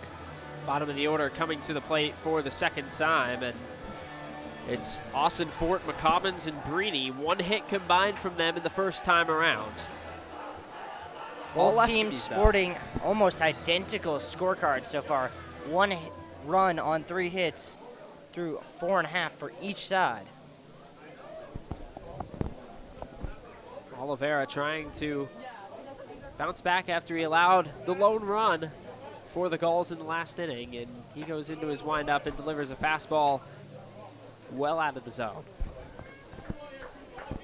Well, that was a bit predictable from Oliveira. It's that fastball that he keeps going to. Fastball, the bread and butter pitch. Lives in those mid-90s. He delivers this time inside. A little bit of movement on that one and evens the count at 1-1. But you talk about that fastball, but the off-speed stuff has been really effective so far. Trying to come back now. Strike out Austin Fort for the second time. He swings and misses. This time he gives him the juice, and that is the contrast. And if you look back to that first start, I know we've talked about it a lot, but Oliveira just wasn't locating his fastball, and it kind of collapsed the effectiveness of that off-speed stuff. 2 strikes now on the first baseman. Oliveira. Check swing. Did he go? No, he did not. Martha's Vineyard probably a little bit frustrated. That seemed very similar to the one they got called on earlier. I thought he was going to call. I thought he was going to ring him up on it. Looked like the same swing. Right on left matchup. 1-2 pitch. Popped back of home plate. Goitia shouts for it, but it bounces on top of us. Yeah, right on top of the pavilion here behind the home plate at Guardians Field. Well, I have said, I think on opening night or whatever, the home opener, that we are luckily protected back here, but we also did see a foul ball ricochet and go between the fences and into the crowd. Honestly, not too far from us, so I guess no one's safe here at Guardians, to be fair. I got to be careful of what I'm saying. I'll only be visiting you guys a couple of times, but that's got to be a rare occurrence, you'd have to think. Yeah, it went, obviously we can't see it on camera, but there's a little gap between the fence that goes along the Newport dugout and the one that's in front of us in the backstop, and the ball somehow went through it. 2 strikes on him. Strike 3 called. Oliveira got him on the inside corner. What location there? I mean, there was maybe half an inch that he had to play with without hitting him, and he was able to get it in the back door for a strike. And you see the arm side run on that fastball as well. Most of the time, Oliveira going with the 4-seam, but maybe a 2-seamer there, and still has all the velocity on it. That's essentially an impossible pitch to hit for a left-hander, and just great control all night from Oliveira. One of the 3 goals who has a hit on the night. Mac McCommon steps up here with 1 out. No batting gloves. I was just going to say that. Outside. Was he wearing them the first time up? I feel like he was. Maybe. I didn't notice it the first time around. Interesting. Yeah, I didn't either, now that I think about it. Oliveira down in the count 2-0. He delivers a fastball that's fouled off the glove of Goitia, but once again, the confidence on display to just challenge him right down the middle 2-0. Not that anybody's interested, but if I was, which I'm not, if I was anywhere near good enough to play baseball, I would go no batting gloves every time. You're a hard-nosed guy like that. Oh, yeah. I'm very old school. Slider bounce with most things. in the left-handed batter's box. Blocked by Goitia. But I do like improvements that have been made, in the major leagues, such as the pitch clock and speeding that up. So I'm a little half and half. I wouldn't be opposed to a pitch clock in the NECBL. Why? Speed the game up. Of course, we've got a fastball tonight. You wouldn't. No, I wouldn't be Oh, opposed. okay. I thought you said you would. Fastball. Yes. They call that one inside. So a free pass. The first one issued tonight for Oliveira. And I'll tell you what. Heads down to first. Mac McCommons did not know that was ball 4. I don't think anyone in the park thought that was ball 4. And you look back to that first start for Oliveira, though, in those 2 innings, issued 2 free passes and hit a batter. So to come back and walk his first batter of the night in the bottom of the 5th just shows another level of that improvement that we've seen from him. And believe it or not, that was the first walk by either pitcher tonight. That shows you that both of them, their command has just been fantastic throughout the evening. Third baseman Suarez in on the grass. That's a really wise move. Nico Brini, the best bunter on this Gulls roster, had a huge sacrifice bunt in the bottom of the 9th on Monday against Mystic to set up Brody Seiko's game-winning single.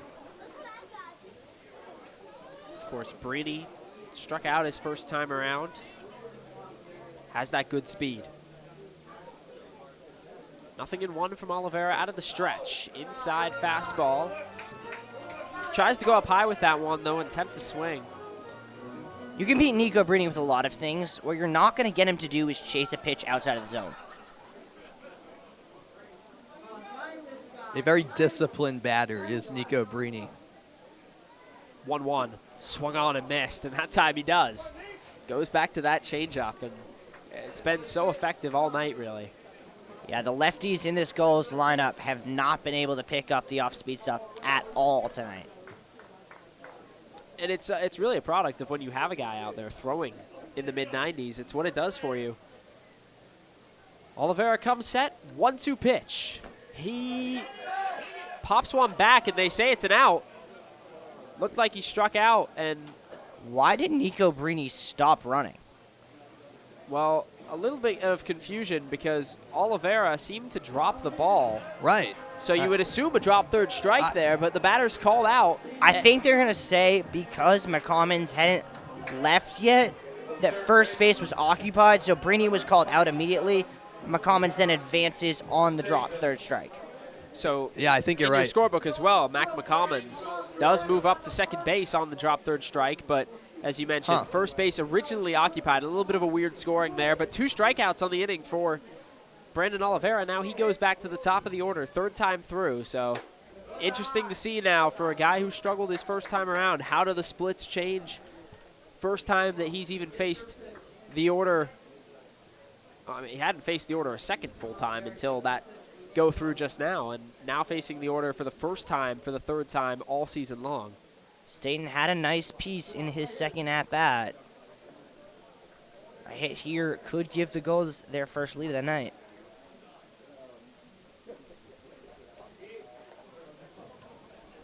One over the count, runner off of second base. Oliveira's pitch is popped high out to the left side. Goitia gives it a glance, but it's out onto the street to our left. So that ball actually landed right on the ledge at the top of the stands. And the fans around there had no idea that baseball landed there. So it bounced off that ledge and then deflected onto the street. But that was a close call over there. Luckily, no one got pelted by the foul ball. Hey, there's a reason the EMS is right across the street. Oh, jeez. Oh, we hope we don't need them. Yeah. 1-1 pitch. He goes for a ball. So the Sharks keeping things low scoring on the opponent's side, something that hasn't happened too often so far. A tough 0-5 start. Easily the best start of the season thus far for Brandon Oliveira for any pitcher on this staff. Fouled back in towards the backstop. And I mean, you want to talk about crazy stats? The only time either of these two teams have held a team under 5 runs was opening night against each other. It's been a struggle, as we mentioned, for this staff. For the Sharks, you look at Oliveira, who gave up 5, only 4 earned, but still 5 came around to score in just 2 innings in his first start. You look at the Ohio State product, Hunter Shaw, who started out so well and then struggled as he got further into his start. And, of course, the bullpens for both these teams have been beat up this season. 2 outs, 2-2 pitch. Runner off second base is McCommons. Oliveira comes home. Foul back. And the leadoff hitter Staten stays alive. Staten, such a good contact hitter. Saw him get that single the first time or the second time around. That last pitch almost hit our camera behind home plate. We've got a couple of close calls over there. That's a cool perspective behind home plate there.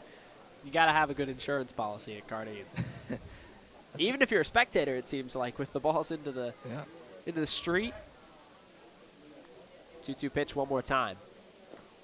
Got him to go. Drop third strike back to Goitia, and so the runner is going to reach on the strikeout, and it was just too much break. Not too often you see that. A K will go in the book, but Staten reaches base. It's runners at the corners with 2 away.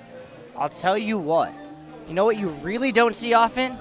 A runner reaching third base without a ball being put in play the entire inning. Yeah, McCommons has almost quietly just made his way from corner to corner. It's happened. You say you don't see it often, but that's actually the 3rd time that a runner has gone from first to third this season against the Sharks without a ball being put in play. And so now if you're Oliveira, it's just about getting out of this without having any regrets and allowing a run. Oliveira has just been so effective tonight, and no fault of his. No. Just the one walk on a pitch that was borderline, a check swing that really could have gone either way, and then you're out of the inning striking out the side. But instead you get 3 strikeouts in the inning and still just 2 outs on the board. The 1-0. swung on and missed. Back to that filthy slider, and that pitch is, we've got a pretty good vantage point here. Of course, if you look in the, just to the right of the score bug on your screen, you can see us on our perch. We're not too far behind home plate. Yes. And we get a great vantage point to see the spin on that pitch. 1 ball, 1 strike on the lefty Stevens. He swings and misses at another off speed. 2 strikes on him now. That means Oliveira is now 1 strike away from the rare 4 strikeout inning. And how big would this out be for Oliveira's confidence? Massive. Against a guy in Stevens who's trying to get some confidence at the plate. 0 for 2 so far tonight, 0 for 6 on the young summer. Oliveira pitched so well. Trying to get out of a jam. The 1-2. Fastball up high, no throw down. Goitia holds back. So the runner, Staten, swipes second. Goitia doesn't want to risk McCommons coming home from third. McCommons does not necessarily run well. No, and that's true. And I don't fault Goitia at all for holding back there, and I don't fault Staten for taking off either. I think that was a smart move on both sides. Staten, you get in the scoring position. Goitia, you don't want to take any risks there with a runner on third. 2-2. Another fastball drifting away from the zone. Looked like he did go to the 2-seam, and the count's full. And I think Oliveira's a little bit concerned about throwing another off-speed pitch and having it bounce away again.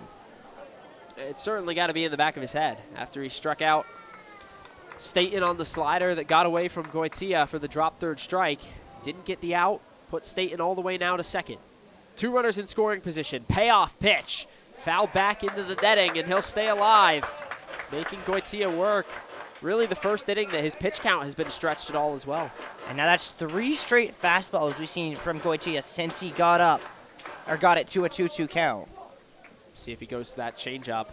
It's been kind of that secret weapon so far tonight for the right-hander. Working out of the stretch, takes his time. Now he comes set at the belt, brings the glove up to the numbers on his jersey. 3-2 pitch. Strike 3 call, he got him. It's a 4 strikeout inning, and Brandon Oliveira gets out of it. Through 5, tied at 1 on ESPN+.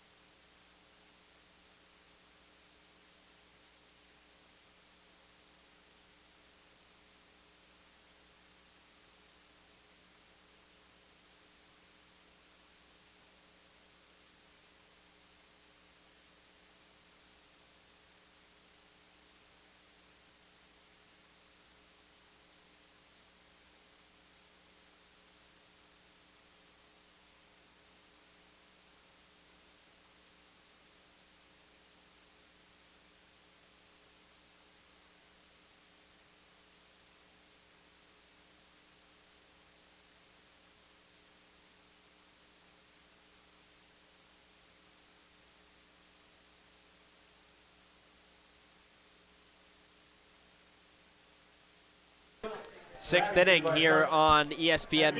It's 1-1. And before we get underway in the top of the 6th, a message from Bruce Bolt. The choice of Major League All-Stars is now the official batting gloves of the New England League. Bruce Bolt. Bruce Bolt batting gloves are handmade by skilled craftsmen using 100% real Cabaretta leather. The stitching, materials, and unique design make these the best-fitting, most durable batting gloves in baseball. For more information, visit brucebolt.us. That's brucebolt.us. Well, Luke, I said I'm anti-batting gloves, but I love me a good pair of Bruce Bolt batting gloves, I do have to say. How could you not? I mean, how could you not? The best batting gloves in the game. I think they were pretty close to taking you off air when you said that you were anti-batting gloves. Well, you One know. of the premier sponsors of the NECBL. That's right. I was waiting for you to promote them, and then I was going to make amends with Bruce Bolt. I'm a big fan of Bruce Bolt batting gloves, Luke. Well, J.D. Suarez does not have Bruce Bolt batting gloves, and he takes a strike on the first pitch that he sees from Cade Shatwell. Shatwell now gone farther than he did in his season opening appearance. Both pitchers working a great game so far. Popped up to the right side of the infield, called for by the first baseman Osenfort, and he makes the catch. Stumbling backwards in the process, and then the return throw goes over the second baseman's head all the way down towards the bullpen. It seemed like that ball just kept on staying in the air. It was hit much higher than I originally thought, and I think Osenfort thought, and he kept having the back pedal, as you said, Luke, but to his credit, he kept his concentration on the baseball, and finally when that ball came down, he managed to make the catch in that shallow foul ground, but the most foul ground you get here at Cardines Field. They aren't kidding when they said that it is expensive to buy real estate in Newport. Cardines Field built right into the neighborhood here in downtown Newport, and the leadoff hitter Mascolo swings and misses at the first pitch that he sees. Mascolo 1 for 2 so far tonight, singled and came around to score the only run for the Sharks in that first inning. Righty Shotwell winds and delivers, goes to the off speed. And, I mean, going back to that first inning, that was the last time the Sharks had a runner on base. It's now been 4 perfect innings for Shotwell. Shotwell in command. 0-2. Down low in the dirt. Bounces out in front of McCommons. And that's got to be huge for Shotwell. I mean, because in that first inning, you allowed 2 singles right off the bat to the top of the order, and that could have easily shaken his confidence, but he's playing with a renewed sense of confidence since then. Mascolo trying to kickstart the offense maybe. He takes ball 2 down low, so 2 nice takes. Evens the count at 2-2 with 1 away. Top of the 6th inning. Nightfall almost upon us here. 2-2 pitch inside at the knees. Close pitch. Doesn't get the call. That looked good from up here. And, I mean, great decision there to go back to the fastball. Mascolo is such a disciplined hitter. Not going to chase pitches out of the zone. Payoff pitch from Shotwell, and it's knifed over the head of the shortstop into left field. Opposite field hit. And a base hit for Cole Mascolo. So, you mentioned just a moment ago, no base runners since that first inning. Well, now, Mascolo's got 2 hits on the night and 2 singles. Sam, I've fallen into your trap. You have, Riley. I fear that you have. And, yeah, I mean, right as you and then I was talking about Shotwell's effectiveness since that first inning, Cole Mascolo must have heard us, and he wanted to spoil the party. See now if Matt Wolf can duplicate his performance from that first inning. Check on the runner, Mascolo, at first, and he got him on the pickoff. Did not even have time to mention how quick Shotwell's pickoff move was before he picked off Mascolo. So as quickly as Mascolo gets aboard, he's right back to the dugout, and a close play at first. Shotwell actually picked off 2 runners in his first start against Vermont, so now that's 3 on the year for the righty. And all of a sudden, the perspective of this at-bat for Wolf completely changes. He fouls one off softly to the right side on the first pitch that he sees. And that's got to be a killer for the Sharks. I mean, we mentioned it. The first base runner since the first inning, and that base runner gets erased before a pitch is even thrown to the next batter. Mascolo, would like that one back. You want to be aggressive on the base paths, but you also want to take advantage of when you can get on base in the first place. And far too often for the Sharks. That momentum, whenever it's been built up throughout the season, is gone just as quickly as it's come. 1-1 now to Matt Wolf. His first appearance tonight for the Sharks on the young season from Vanderbilt. Swings and misses.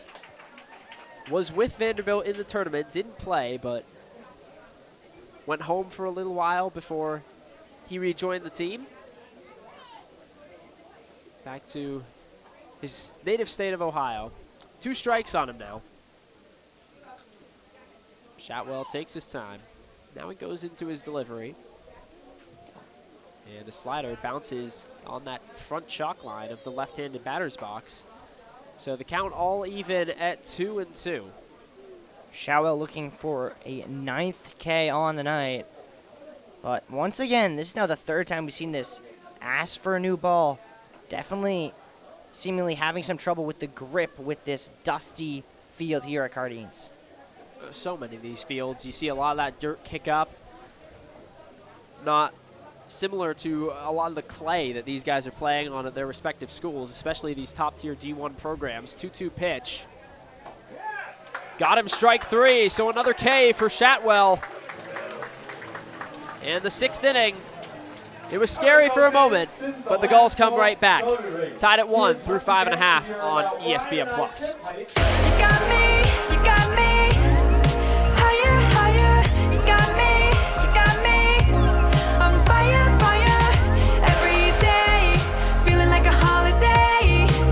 You got me, you got me.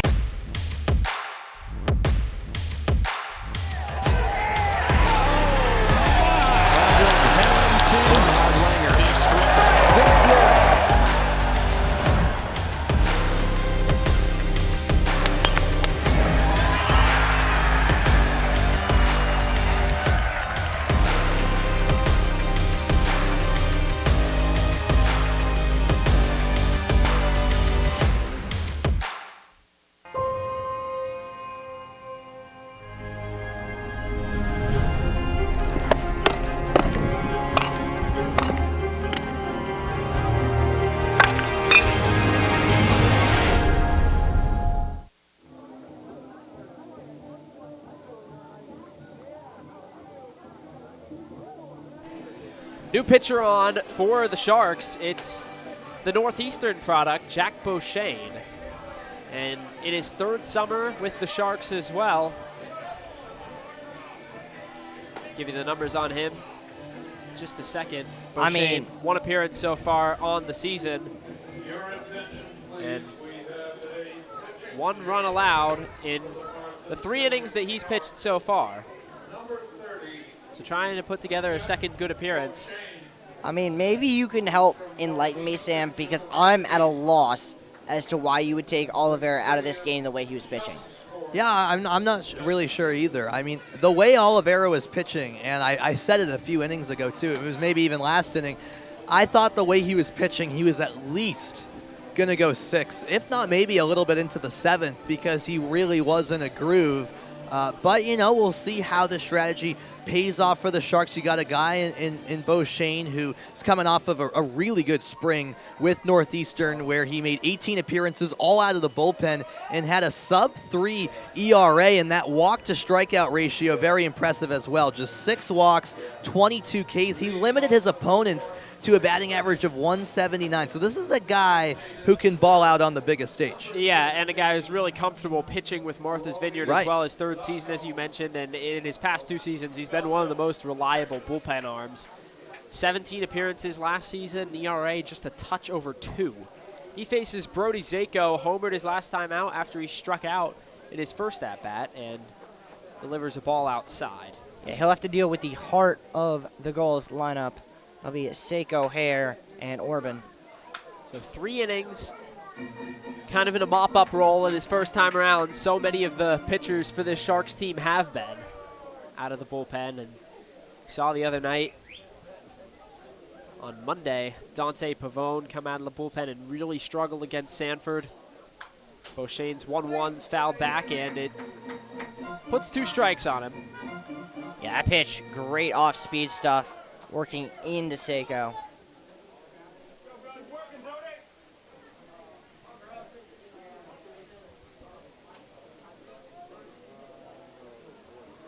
The 1-2 from Beauchene.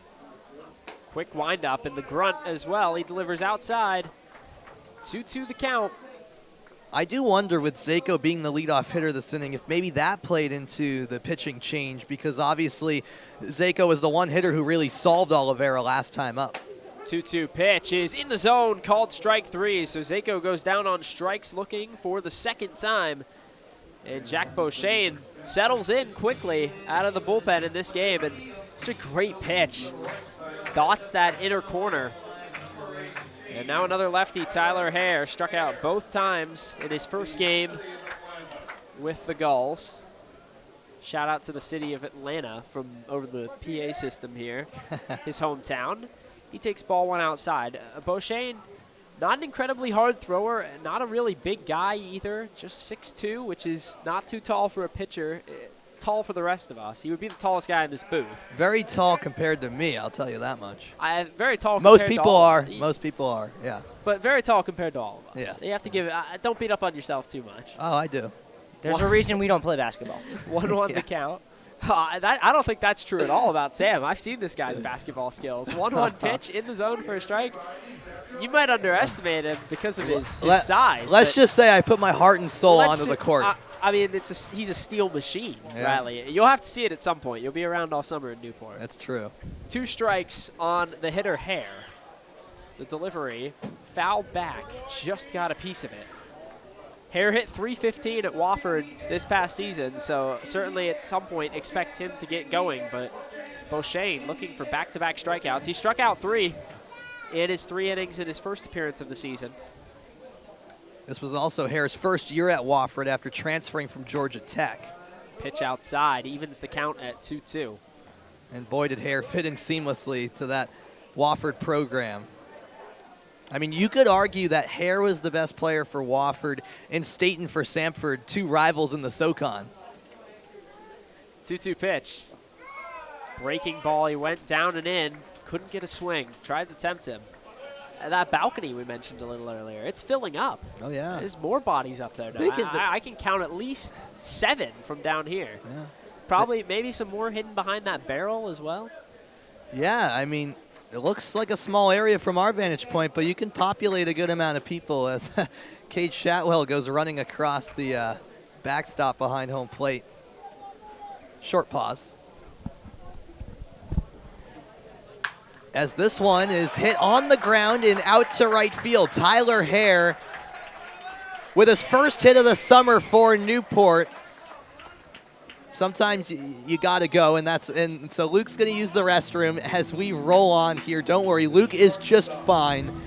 But I had to pick up on the play-by-play quickly, and Hare on the first pitch where I had to pick up on the play-by-play gets his first hit of the summer, Riley. Yeah, I mean, I don't know, Sam. Maybe it was just good luck tonight. Be interested to see here the way that runs have been at a premium with someone speedy like Hare. Would the Gulls think about sending him to put a runner in scoring position for Luke Orban? Orban now at the plate, but before he receives the first pitch, throw over to first. It looked like kind of a nonchalant. A generous description of that. A lob over to first, should I say. If that's his true move, then I'd expect a bigger lead. Then Hare will be just fine. Yeah, and that skips away from the glove of Goitia.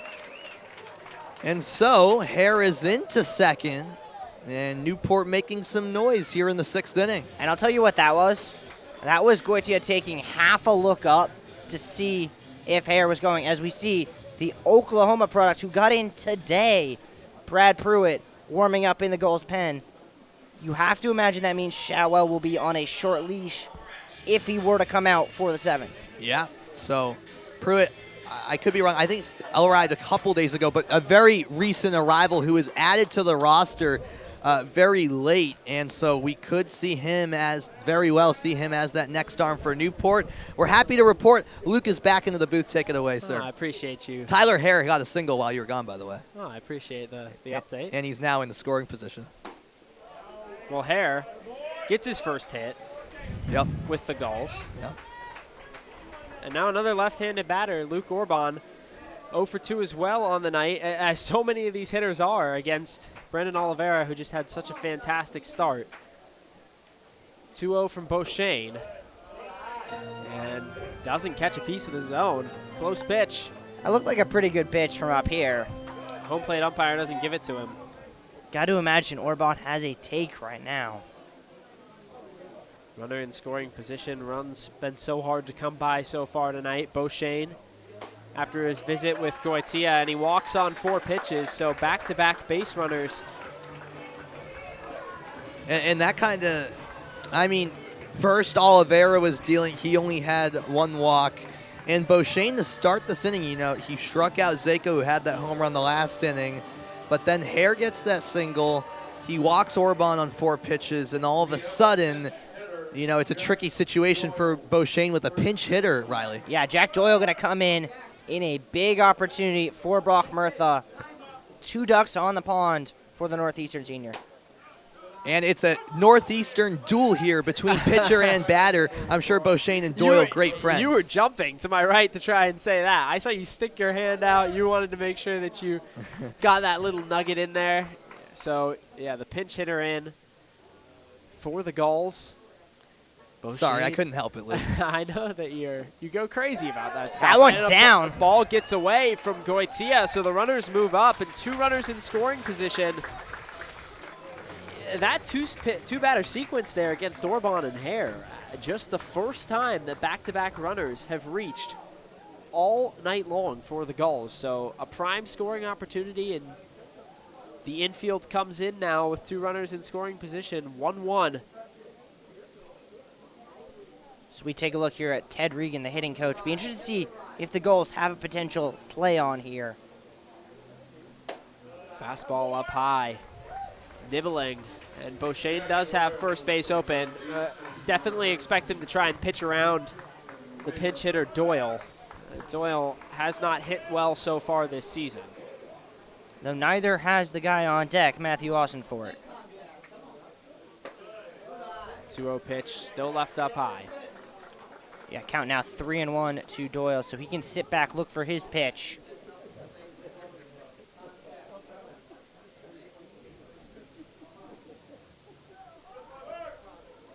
3-1 the count to the pinch hitter.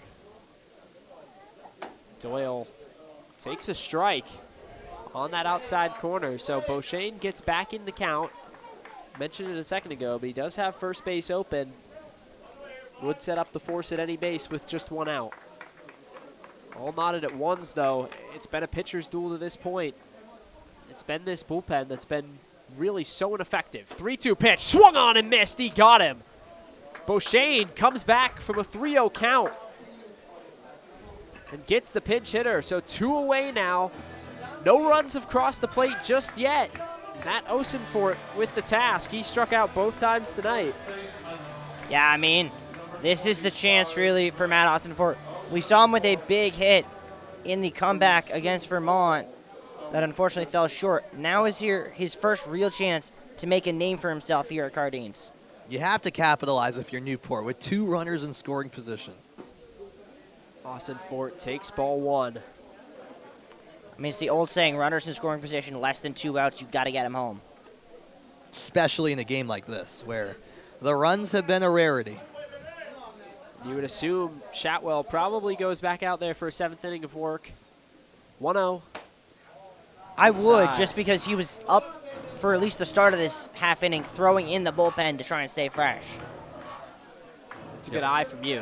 The bullpen's pretty obscured from our view here, all the way down that left field line. Luckily, we do have some great camera operators who sometimes give us an awesome perspective of what's going on there. Pitch fouled off, back to our left. And I think one thing here that if you're Beauchene, you want to avoid is bringing up Mac McCommons, who's been probably the Gulls' best hitter tonight. McCommons reached base both times, once on a single, once on a walk. Beauchene out of the stretch, his 2-1. And it's ripped towards the second baseman. Wolf picks it up, throws on to first cleanly, and the Sharks get out of it. All ones on the board still through 6 here on ESPN+.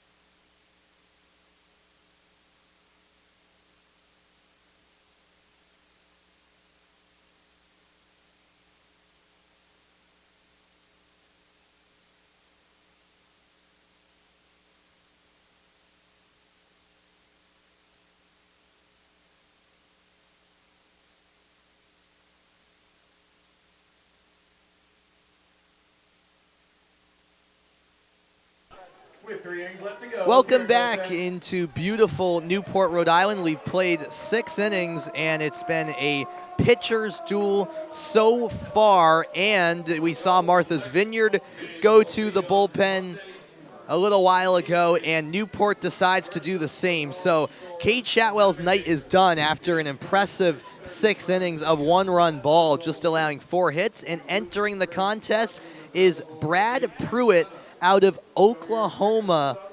And Riley, this is a guy who was one of 3 pitchers that was recently added to the roster, a late addition, and what an opportunity for him here in the late innings. Excuse me, sorry about that. He was someone who was pitching up until the beginning of this month, as his Oklahoma team only got eliminated from the College World Series by UConn in the regionals on June 3rd. So he's someone who really needed this time just to get his arm fresh, but now thrust into a big, big opportunity here. Tie game, 3 innings left, and this has been a position where the Gulls have struggled this year. Pruitt was officially added to the Newport roster on June 7th, so 5 days ago. Just finished up his freshman season at Oklahoma. He's from Corinth, Texas, about 30 miles northwest of Dallas, for those interested in the exact geography. He made 8 appearances for Oklahoma this past spring, all out of the bullpen, and recorded 3 walks, 7 strikeouts in 5 2/3 innings pitched. And we'll see how Martha's Vineyard fares offensively against a new arm. Will Lybrook, the number 3 hitter, leads off in the 7th, as that's cut on and missed for strike 1. And how about the final line as well on the starter, Cade Chatwell? 6 innings, 4 hits, and just 1 run allowed, 9 strikeouts as well. Just a really outstanding night for the starter. So Chatwell, yeah, 2 starts in the books for him this summer. And now we'll see how Pruitt, making his Gulls debut, It fares. almost looked as if Lybrook offered at that pitch. They're going to say he didn't. 2-1 to the Harvard man, and as well, Pruitt, like so many freshmen. That's hit slow on the ground towards first, scooped up by Austin Fort, and Pruitt covers the bag for out number 1. And really good communication there from the Gulls. Matt Austin Fort, even up here, 100 feet away with headphones on, I could hear him screaming, I got it, I got it, I got it. It's good communication. What I was going to say, Pruitt, as a freshman, didn't pitch a whole lot, but did struggle in his appearances. Pretty common, though, as a freshman. It's such a jump. We talk about it a whole lot. But it takes a whole lot out of you to be a guy who's probably, growing up, always the best player on your team for the first 17, 16 years of playing baseball, and then all of a sudden you're just kind of another number on a roster, and you have to stand out for maybe the first time. Your youth career, it comes so easily, and you kind of just stand out based on talent alone.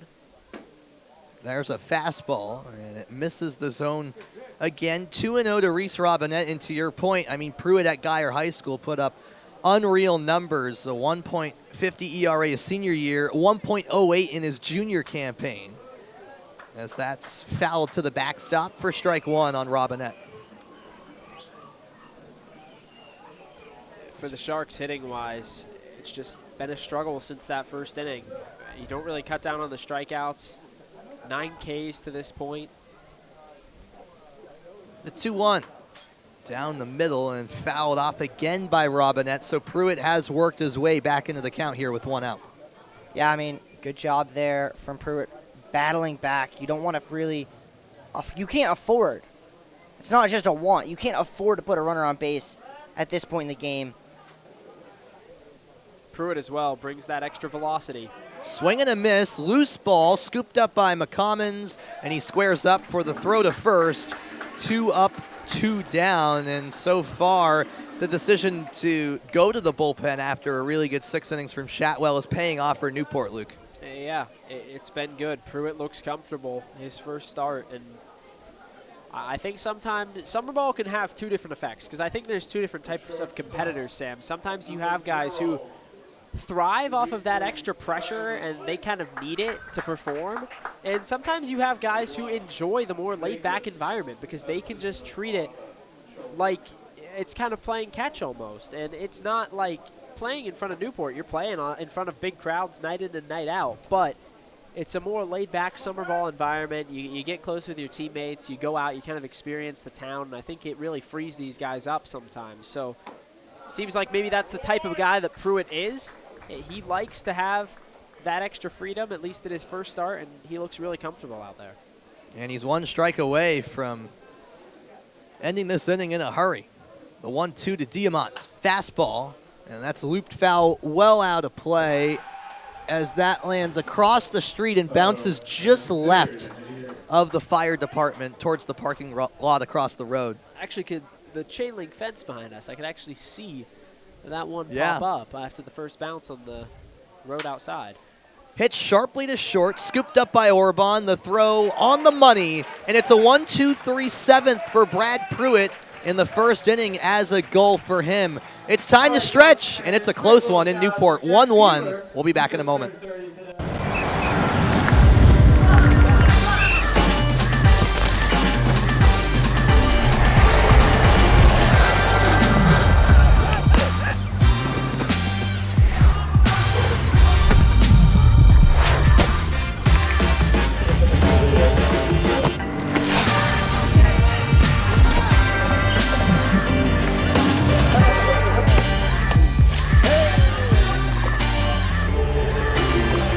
Drink, launch, hydrate, win the moment.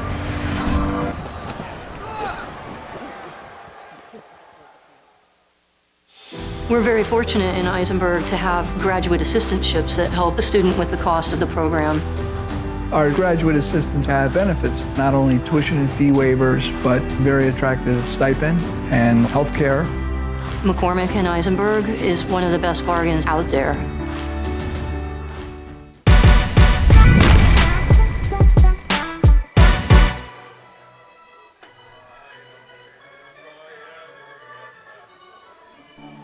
Back in Newport as Take Me Out to the Ball Game is sung throughout Cardines Field. And we want to remind you quickly that whether you're an island resident or planning a summer getaway, the fastest way to get to the Cape and Islands is by taking the New England League's preferred partner, the Steamship Authority Ferry. You can visit steamshipauthority.com for more information. I assume you're a big user of the steamship ferry, Luke. I sure am. My commute to the ballpark every day. I get on the Steamship Authority ferry out of Woods Hole, Massachusetts. Yeah. And the Martha's Vineyard Sharks will be making use of the Steamship Authority. Well, they did this afternoon, and they will again tomorrow. And then next week, Newport travels to Martha's Vineyard twice in a 3-day span. So the Gulls will also be putting that Steamship Authority ferry into use quite a bit. It's a valuable asset when you've got a team out there on the island. Oh, yeah. I had an enjoyable first trip to the Vineyard, courtesy of the Steamship Authority ferry 8 days ago. And it helped that I got to see you as well, Luke, and call a game with you. As that's fouled off, strike one to Mac McCommons, the 8-hitter for the Gulls. You really want Beauchene to have a little bit of a cleaner inning. Does a great job to get out of that jam, but he does throw a lot of pitches in that sixth. So trying to keep the bullpen usage down as much as possible. The nice thing is, if you're manager Ryan Miller, you do have an off day tomorrow. So a chance to rest some of these arms up. 0-2. Hit at the pitcher. It hits the body of Beauchene, who recovers and loops the throw to first for the out. That one's got a sting, but luckily it appears as though Beauchene is okay. And credit to him. You see the replay here. I mean, that was a line drive at him, and he shook it off like it was nothing and still got the out. I didn't get a great angle of it there, but it almost looked like it maybe hit him on the outside part of the glove. And that maybe softened the blow a little bit. He kind of tucked his glove inside his shoulder, and Dante Pavone, you can see right there, loosening down in the bullpen. Bucknell product, and Pavone really struggled the other night. He was not the product, but he was the giver, I guess you could say, of a 7-run inning against Sanford. So Pavone looking for a bounce-back appearance. Nico Brini at the plate, chopped down the line, but it was actually deflected off his foot first, so a foul ball. The home plate umpire adamant about that. And also, Luke, Pavone actually pitched out of the bullpen in that season opener against Newport, so if he comes in, it could be his second appearance already against the Gulls this summer. You have to imagine, just looking at where we are in the order, that Pavone's probably up for the top of the order here after Nico Brini. The 1-1 with one out, nobody on, and it misses outside. It'll be interesting to see. Definitely the first appearance after you get tagged up that badly is a big one. Pavone going to need a confidence boost, and maybe the right team to do it against. Newport's offense hasn't been stellar. Off-speed pitch, Brini fouled it off. No, we already saw one Shark use Newport's offense as a way to recover confidence in Oliveira. Could we potentially see Pavone do the same?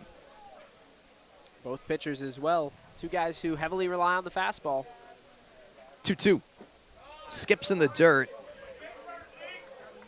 as Goitia kept it in front of him. Not that it necessarily matters with the bases empty, but still a good piece of catching behind home plate as the count's now full to Nico Brini before it flips back to the top of Newport's order.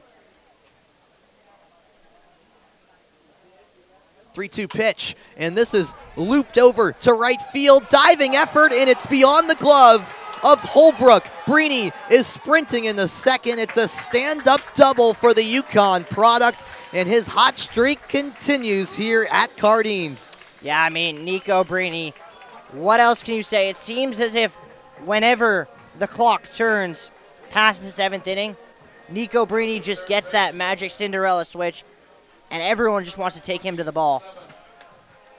It's a good effort from Cooper Holbrook in right field, but just can't quite get there. Holbrook hasn't been the everyday right fielder for this Sharks team. And you kind of see a little bit of the rust there. And that's massive for Brini to get on base, because now with still just one out and a runner on second, you now go back to the top of the order with Garrett Staten. Kind of surprised we haven't seen Pavone come in. Was expecting to see him here with Staten, especially now with Nico Brini on second base. The Sharks sticking with Beauchene for now. Staten is 1 for 3 tonight.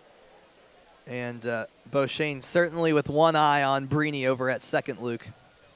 Yeah, he's making sure that Brini, who hits at the bottom of that order for a reason, he's got good speed. 0-1. Fastball skips in the dirt. Huge block there. Now, you don't want him to get too far away, though, on second base. I think that's a big part of it here. Make sure that you keep him close. Ideally, you want an out if you're going to let him get up to third base. Make sure that any ball in play is an out, because right now you have no force on the infield.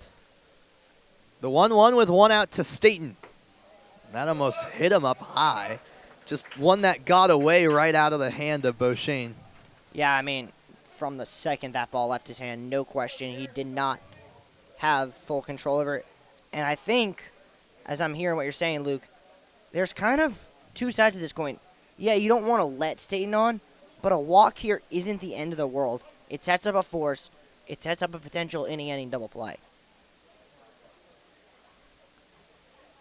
2-1 coming up. And there's a strike. This time, Beauchene's command was there right out of the hand, and Staten decided not to go after it. Yeah, Beauchene, he knows how to pitch in these pressure situations. I think that's why you opt for him over the rising sophomore Pavone, who just doesn't have that experience. 2-2 to Staten. He goes with the heat, and it's fouled to the backstop, so Staten stays alive. He understands the importance of this plate appearance, and you can feel the tension here. It might be early on in the regular season, but this has been a tight battle between two Coastal Division rivals tonight.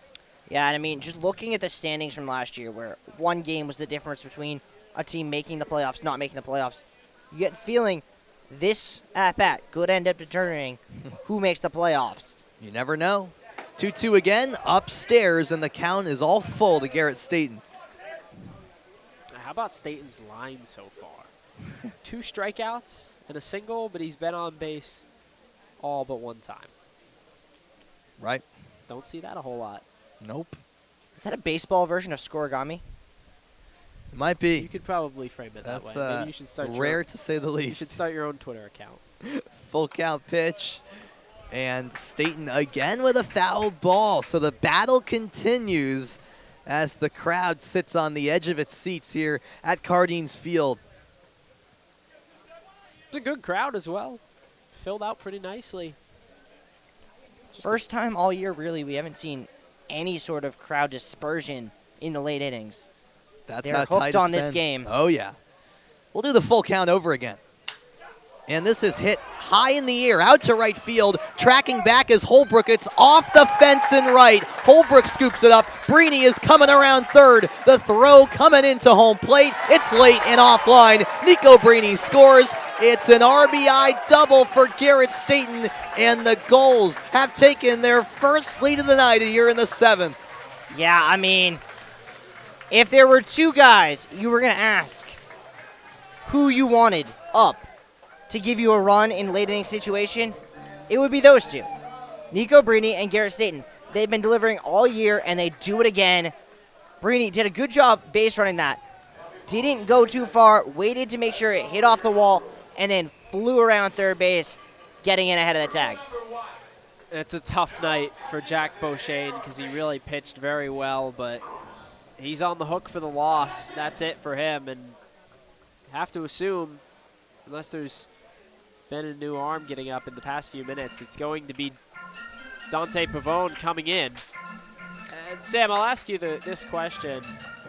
At this point of the game, how big is this next out or these next 2 outs? It really seems like it's going to decide things. Dante Pavone, we already talked about, as he gets out on the mound to start throwing his warm-up pitches.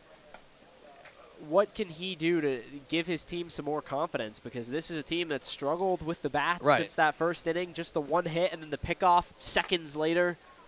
Right. Yeah, I mean, there's no doubt that in a game like this where runs have been hard to come by, that Pavone and the rest of this Martha's Vineyard team understands that at this stage you can't allow any more runs here in this inning. Absolutely not. So Pavone is coming in with that mindset, saying, I understand that, it's a bit of a tough situation I'm being put into, but I got to go out there in no excuses, get the job done here, get those 2 outs quickly, Riley.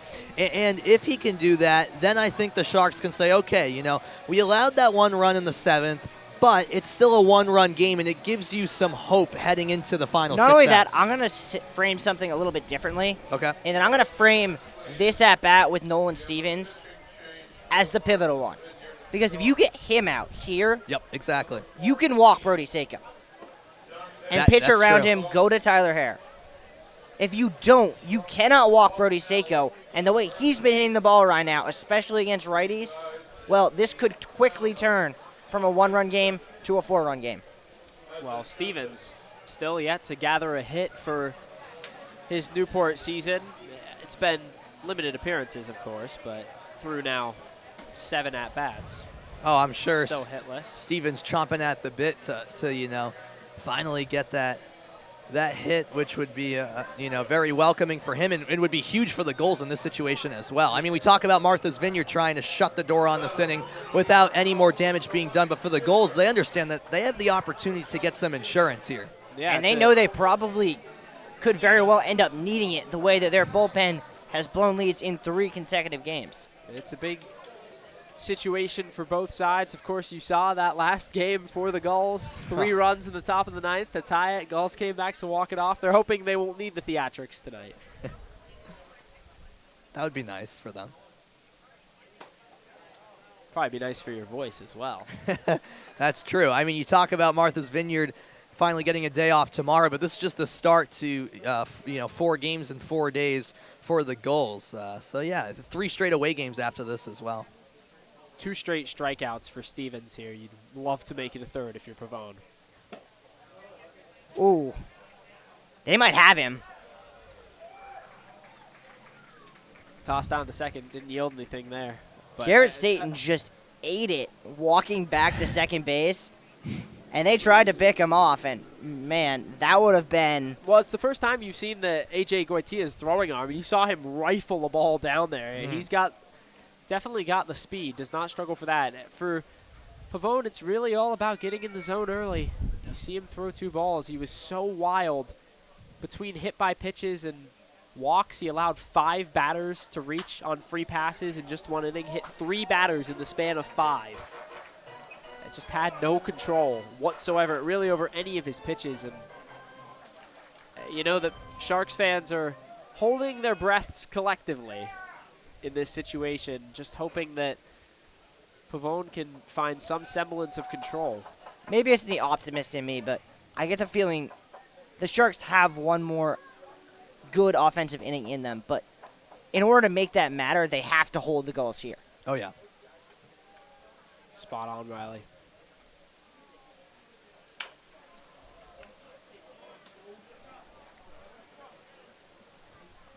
And that one is hit into the infield as I was fixated on the crowd here at Cardines Field. It's an easy out for the Sharks. Nolan Stevens continues his offensive struggles. Now 0 for 4 on the night. And that is a big second out for the Sharks as Brody Zako gets set to step in. It really is. And credit as well to Matt Wolf, who has not been playing on these NECBL fields, to kind of judge that last hop off the grass, stay with it, and get the out. But an insurance run just 90 feet away. Here's Brody Zako, who had that home run, of course, back in the 4th inning.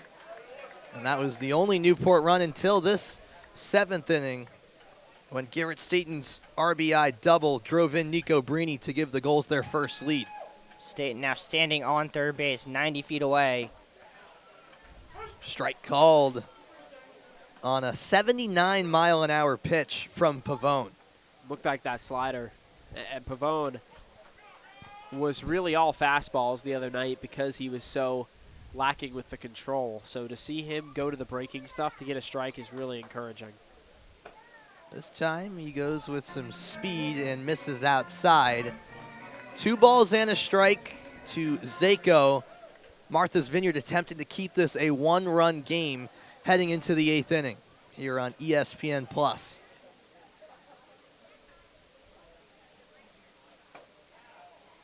And that misses a hair outside. Close pitch, Sam. That was much closer, yes. It's tough to not get a call there if you're Pavone. Zone has been more pitcher-friendly than it has been hitter-friendly tonight. You kind of think that he's going to get that one if you're a Sharks fan. So instead of 2-2, it's 3-1, and that's a big cut and miss from Zako to make it a full count. Yeah, Zako wasn't looking for solid contact there. He was looking to send that one over the fence. Oh, yeah. And you can't blame him the way he's been playing. Will he swing for the fence here? Well, he'll have to await the pitch. And a good eye by him as it's outside for ball 4. So Zako at first, Staten still at third. The inning not done yet with Tyler Hare stepping into the batter's box. Yeah, and Zako really showing that he is the definition of a modern 3 true outcomes hitter tonight. 2 strikeouts, a walk, and a home run. I mean, there's nothing that's more emblematic of modern baseball than that stat line. A smart move, though, from Pavone to try and pitch around and make him hit your pitch. You saw him send that ball a mile earlier. Well over that tall outfield wall. Oh, yeah. So here is Tyler Hare. And he hits it through the gap left side. It dribbles out to left field. And in to score with ease is Garrett Staten. Newport has doubled its lead with their 2nd run of the inning. It's 3-1, Gulls in front. Yeah, Luke, you mentioned it. They almost, you want to say, pitched around Brody Zako. They were willing to take their chances with Tyler Hare, who had only been 1 for 3 on the season, but he makes them pay, going the other way, and the first multi-run lead of the day belongs to the Gulls. First multi-run inning as well. Yeah, that's the type of game it's been. Luke Orban now at the plate with Hare on first and Zako at second. Pavone a couple of glances over to Zako, now deals and fires in a strike. And how about Tyler Hare? I mean, his first game of the summer, 2nd season with Newport. Yeah, he struck out on his first couple of plate appearances, but singles in back-to-back innings. Tyler Hare is back, folks, and he's making that known here at Cardines Field tonight, as it's now 1-1 to Orban. Got to get this hitter. Such a crucial spot in this game. Orban is yet to reach on a hit. And just for Pavone, such a big chance to establish himself in a moment where the Sharks are looking for anything to go their way. The 1-1 off speed and sent foul off to the left side by Orban. It's 1-2. Orban still looking for his first hit of the night. He was walked last inning. Yeah, I mean, Orban, another one who, if he gets a hold of one, can send it a very long distance. A hit here could really break this game open. He had a home run in his first start for the Gulls Monday night. And with 2 runners on, wouldn't that be nice for Newport? Fastball got him on the inside part of the plate. Strike 3 called, and Pavone at long last ends the inning, but Newport takes its first lead of the game, 3-1 Gulls as we roll on to the 8th.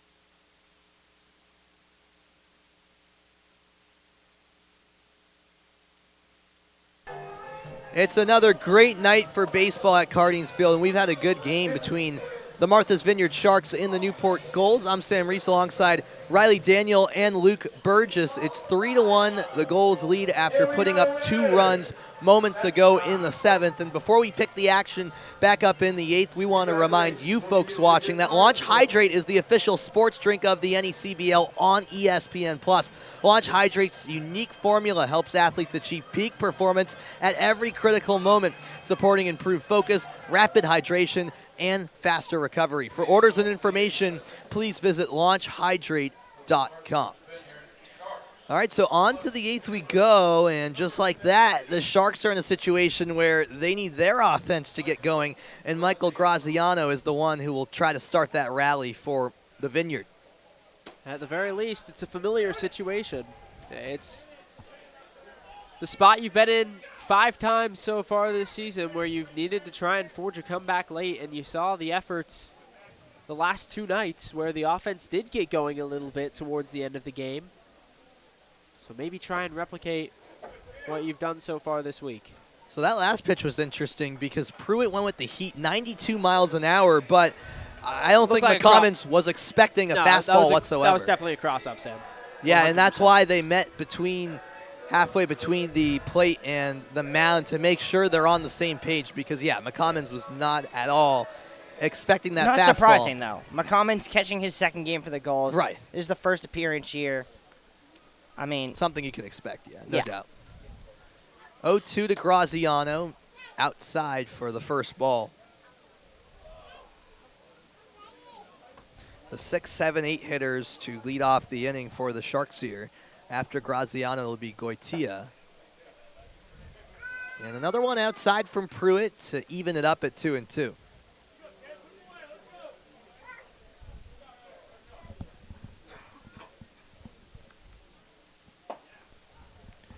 And 3 consecutive balls from Pruitt. So the count all full to Graziano, who's just stayed patient here, Luke, waiting for that pitch he wants, and he's worked his way back into it. He has. He did a good job of that last night, too. Big pitch here. And it skips in the dirt on a fastball. So it was looking good for Pruitt, but Graziano just staying patient ends up earning a walk, Riley. Yeah, I mean, and that's not really something that you can really afford right now, especially with Guaitia coming up. You don't want, especially with the bottom of this Sharks lineup up, to give easy bases, to give extra at-bats, because what you really want to avoid is Moscolo, Wolf. If it gets to them, the Sharks have the opportunity to have a big inning. If you are the Gulls, you want to keep it to this bottom 4. Maybe you allow a hit, but if you keep it from getting to the top of the order, you're likely going to win this game. If it gets to Moscolo, if it gets to Wolf, you're in trouble again. Yeah, Kevin Long just out there to talk to his guy, try and get him settled down. Hopefully reel this inning back in after the leadoff base runner. It's a good sign for the Sharks. And just have to string some hits together. It hasn't quite happened for Martha's Vineyard so far this year, but almost by the law of averages, you expect to break through at some point. And it hasn't happened for anyone other than Moscolo since the first inning. Martha's Vineyard had 3 hits in their first 4 batters, have had 1 hit since. Well, you just saw a really nice job of settling in. There's a ladder going up behind us right now. In the that startled me a little bit. I couldn't help but laugh. I don't know if it's to take a banner down. I should be used to it. I mean, this is your first game here, but every game, right around the 7th, 8th inning, they start taking down the billboards with that ladder. So I should be used to it by now. Right behind us, as this is a 2-hopper to third. Staten has some work to do and unleashes a cannon to first for that first out of the inning as Graziano advances to second for the Sharks. You move the runner up, though. You'll take that with no outs, but that's man. the first time. How sweet would it be for Cooper Holbrook to get a hit here? He's still looking for his first hit all season. Maybe you'll have Sam's luck, Luke. And it looks like maybe a pinch hitter coming in. A different helmet, for sure. And, yeah, that looks like it's going to be Andrew Yu. So Andrew... Or no, actually Chris Hakopian, who hasn't played in almost a week now.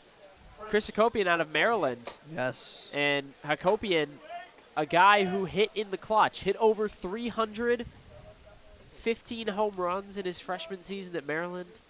And as I mentioned, he just hasn't played much in the past week, but getting a pinch hit spot here, such a big moment it is. Hakopian one who could change this game's story in one swing.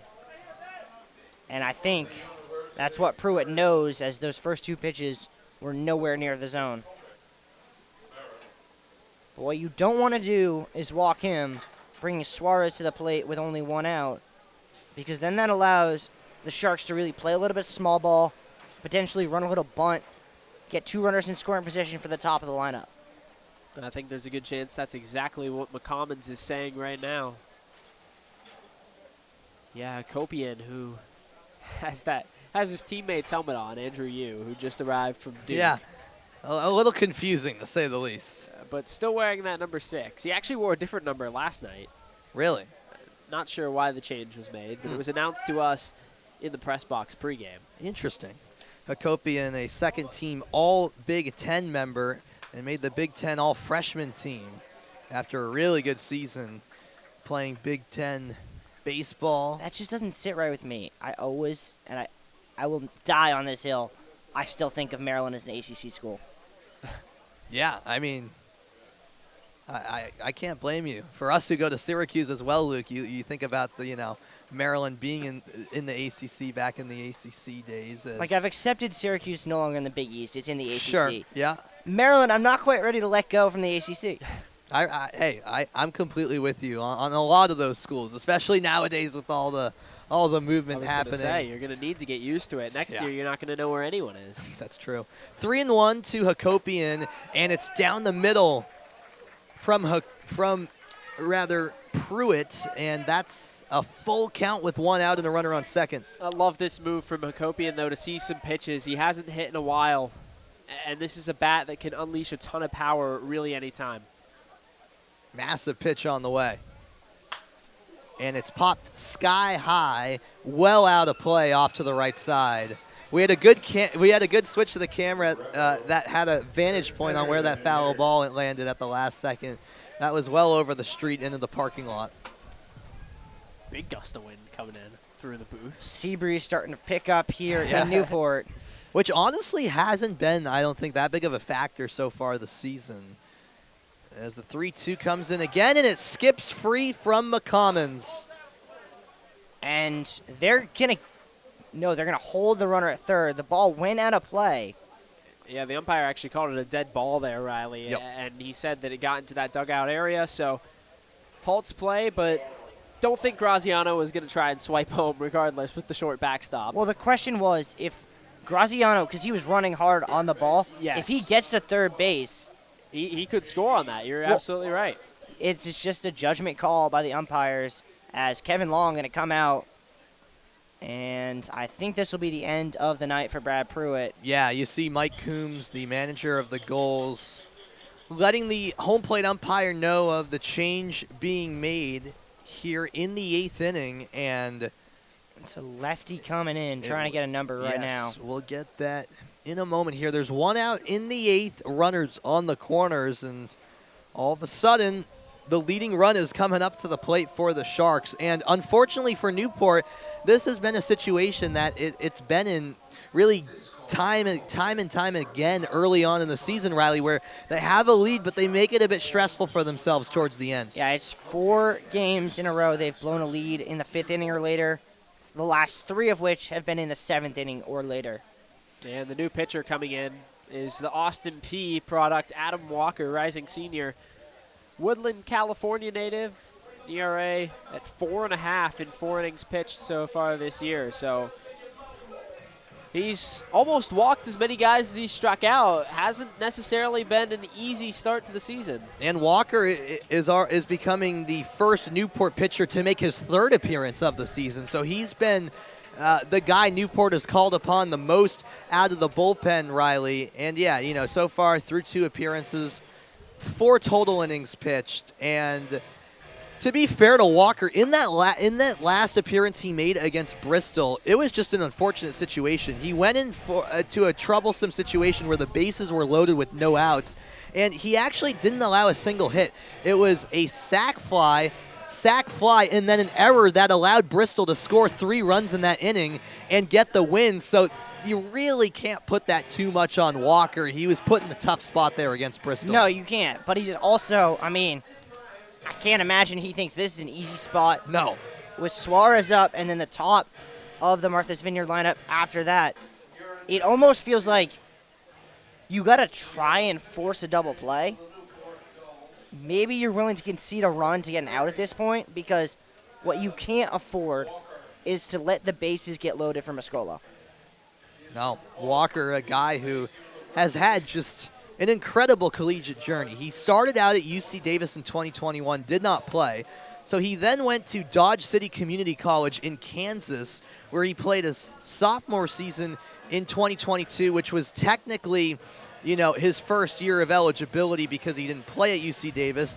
Then he went to Oklahoma for his 3rd official season of college baseball last year, where he made 5 appearances. And then this past year as a senior, the Woodland, California native pitched at Austin P, where he made 18 appearances and 2 starts. Talk about a guy who has had quite the collegiate journey and really found a home at Austin P, where he was regularly called upon in the bullpen and had a pretty good, senior season overall down at Austin P, alongside Brody Zako, who is, of course, playing with him here in Newport this summer. It's pretty interesting, actually, because it seems like Newport's kind of got a lot of these guys who have been through kind of, not to say the ringer in terms of it's been difficult, but just been all over the place. Yeah. J.D. Suarez at the plate. He's the first batter that Walker faces here in the 8th inning with 1 out. And you have to imagine, if you're the Sharks, you got to look to see if there's a chance, especially with the infield somewhat playing in, for Hakopian to take second base. You have to take it because you want to eliminate that double play opportunity. Good speed for Hakopian as well. Runs well. He's at first. Graziano at 3rd. 1 out. The 0-1 to J.D. Suarez. Runner going. Got him swinging, and Throw to second, not in time. At the plate, he is safe. The ball actually dropped out of the glove of McCommons. The throw looked online by The Orban. umpires are going to have a discussion. Mac McCommons said that it was forced out by the runner coming into the plate. The umpires are going to decide this right now. I don't think it's going to matter because I think McCommons is blocking the plate there. He has both feet planted.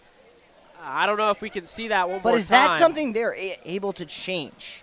I think the call on the field here is going to stand. Oh, now they say he's out. Wow. Oh, my God. And if you're Ryan Walker here, you just have to be furious. No, I think what they're doing is they're going to send the runner back. Well, he signaled out, so somebody's out. And you hear the home plate umpire saying that the batter is out. Wait, and how is the batter out? Ryan Walker. Catcher's interference? No, sorry, I should say the runner coming home from third is out. But he's walking back to third. I think the batter is out for catcher's interference on the throw down to second. Because of that, it's a dead ball situation. The runners return to their original bases, which is why Hakopian's going to be sent back to first. Yeah, I believe you're spot on I think with you're that, right there, Riley. Riley. Yeah, that's a good observation. What a call. Assessing really a wild situation. So, yes, interference called. And maybe, honestly, afterwards that's what McCommons was claiming rather than the ball being kicked out at home plate. I think that makes a lot more sense. I think that's what he was claiming, that originally it was catcher's interference on the throw down to first, which is what the umpire rules. So there's the second out. It remains a 3-1 Newport lead. Still runners on the corners. I think the Sharks dugout just has to be really hot right now. This is a team that just hasn't caught a break all year. And honestly, mad respect to Ryan Miller for keeping his composure there. And Miller, a really composed guy, but didn't really seem like if there was catcher's interference on that play that it was that blatant. It seemed like none of us noticed it. Was pretty clear, and we had a catcher's interference call the other night actually that was pretty obvious. You could tell that his shoulder got in the way of the throw down. I believe all the games kind of blend together, but I believe it was against Bristol. But that there, it didn't seem too obvious, and it really hurts these Sharks. When you would be within one run and have a runner in scoring position with one out, all of a sudden you've got runners on the corners with 2 outs and you trail by 2. 2-0 count to Cole Mascolo and a cannon over to first from Walker as he forced Austin Ford a little bit off the bag. I mean, what are you doing if you're Adam Walker? Yeah, that's a bit of a risk, isn't it? You just got bailed out by the umpires. Do not throw it away. And now here comes the 2-0. A heater cut on and missed for strike one to Mascolo. And if I'm Chris Hakopian on first, I'm taking off again. I mean, there's no reason that play won't work a second time. You executed it perfectly. You've got probably a perfect jump. Can't imagine McCommons would throw down a second time. No. And Hakopian's got a big lead over at first as the 2-1 skips off of McCommons, and that's an easy run for Graziano coming home from third, and now Graziano is in the home safely and legally. It's a 3-2 game as the Sharks cut the lead in half. And that's so important. You see that ball just get away off the right side of McCommons, and just not a good pitch under pressure from Walker. So another unearned run given up by the Gulls. It's been a theme. The 3-1 again in the dirt, and that's ball 4 to Mascolo. So Walker just having a bit of a difficult time putting an end to this top of the 8th inning where the Sharks have 2 runners on, and it's a 1-run game with Matt Wolf stepping up to the plate. Such a big spot for Wolf, and he hasn't been here long, but Sam, he could win his teammates over pretty quickly with a big hit here. Yeah, and I mean, chance to atone for that base running decision all the way back in the first, which is still looming large. A slim 1-run lead for Newport. The Gulls have had a ton of close games early on in the season, and McCommons gets crossed up there as that ball escapes his glove, and both runners advance. Hakopian is 90 feet from home now, and Mascolo's at second. The pressure is on. It hasn't been this close for the Sharks all season, but Such a big opportunity here for Wolf, who's making his debut. Had that hit, as you mentioned, Riley, back in the first. A hit here would likely give the Sharks the lead. The 1-0 to Wolf. And he got him. A bit of a half-committed swing from Wolf, and that found the strike zone anyways from Walker.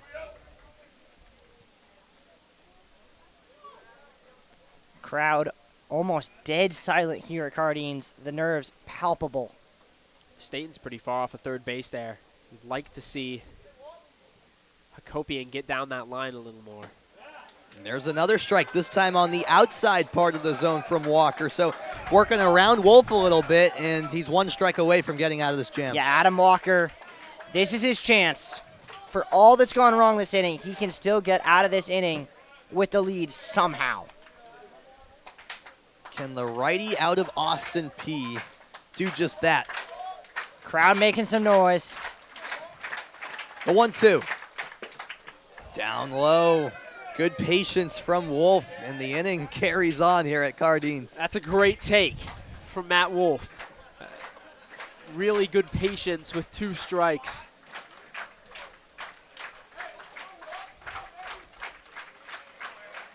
The crowd continues to get into it here at Cardines, trying to get behind Walker. The 2-2 pitch.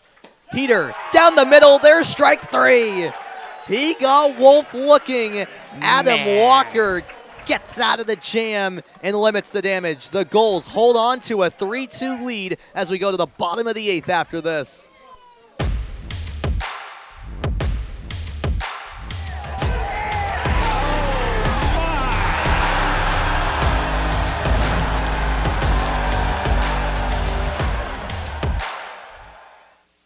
At the time, I was a firefighter in Little Compton, and I was teaching a lot of classes. And being up there at 330 pounds was somewhat hypocritical.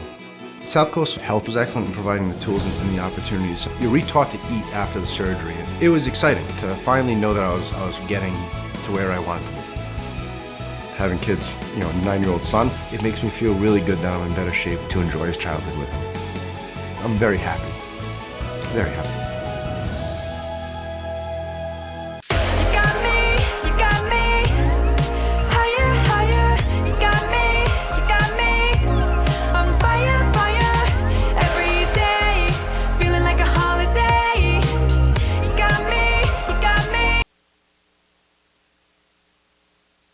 We're back here in Newport, and it's a tight one down the stretch at Cardines.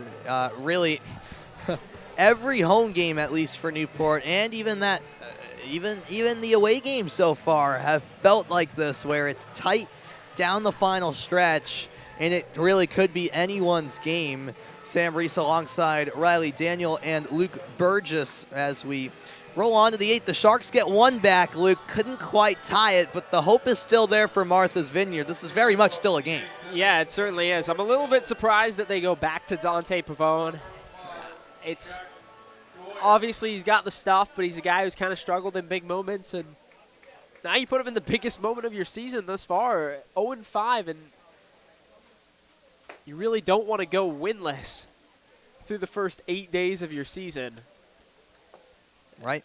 Such a big spot here for Pavone, and he just needs to get in that strike zone early, and just throw strikes.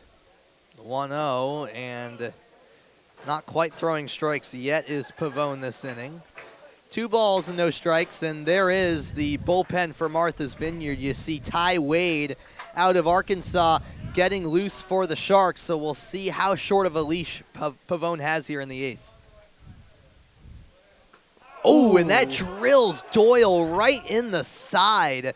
You could hear that one through our headsets up here in the booth. And Doyle is going to shake that one off. That's got a sting, more than a sting. Yeah. That's a bruise right there. Pavone hit 3 batters within the span of 5 plate appearances, as I mentioned the other minute, and I think Ryan Miller right away is going to get him out of there. You cannot risk letting what happened the other day happen tonight. And that is the answer to your question. 1 hit by pitch was the leash for Pavone. Right. You just can't let it get any further than that because, Pavone is a guy who struggled with control at Bucknell as well.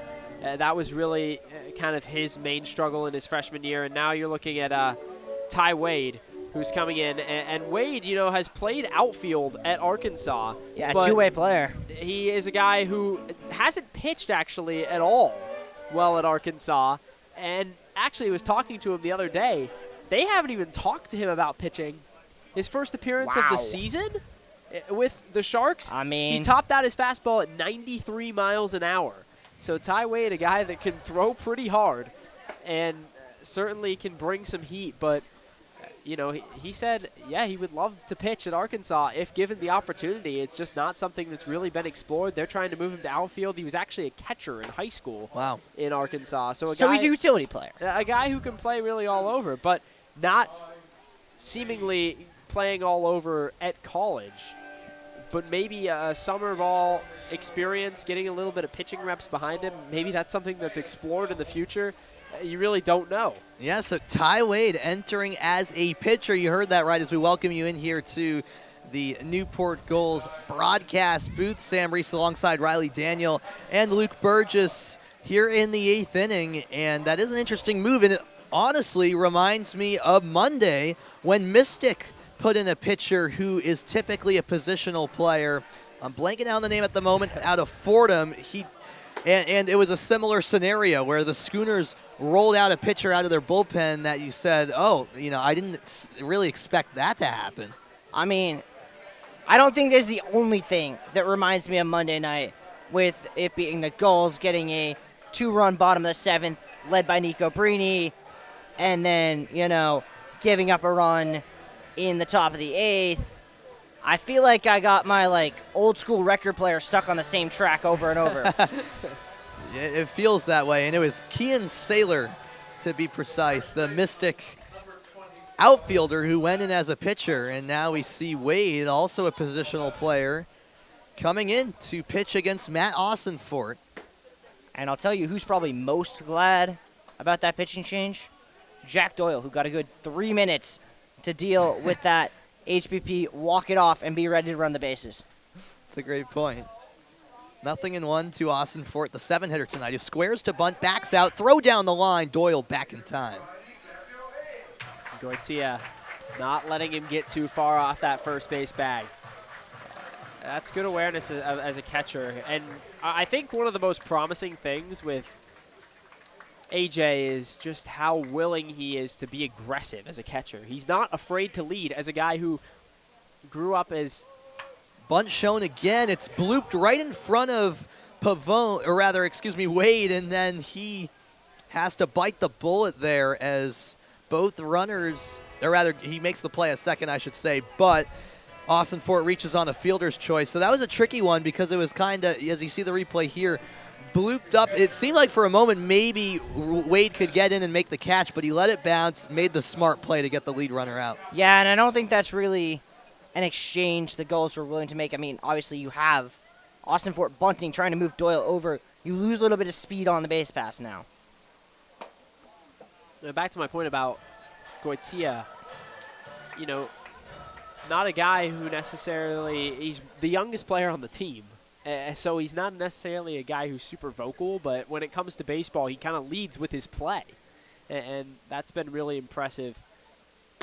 Just another thing you can kind of add to the list of things that have been impressive about Goitia. I really think, you look by the end of this season, go to the end of July, he's going to be one of those guys that you talk about having a really big career down the line.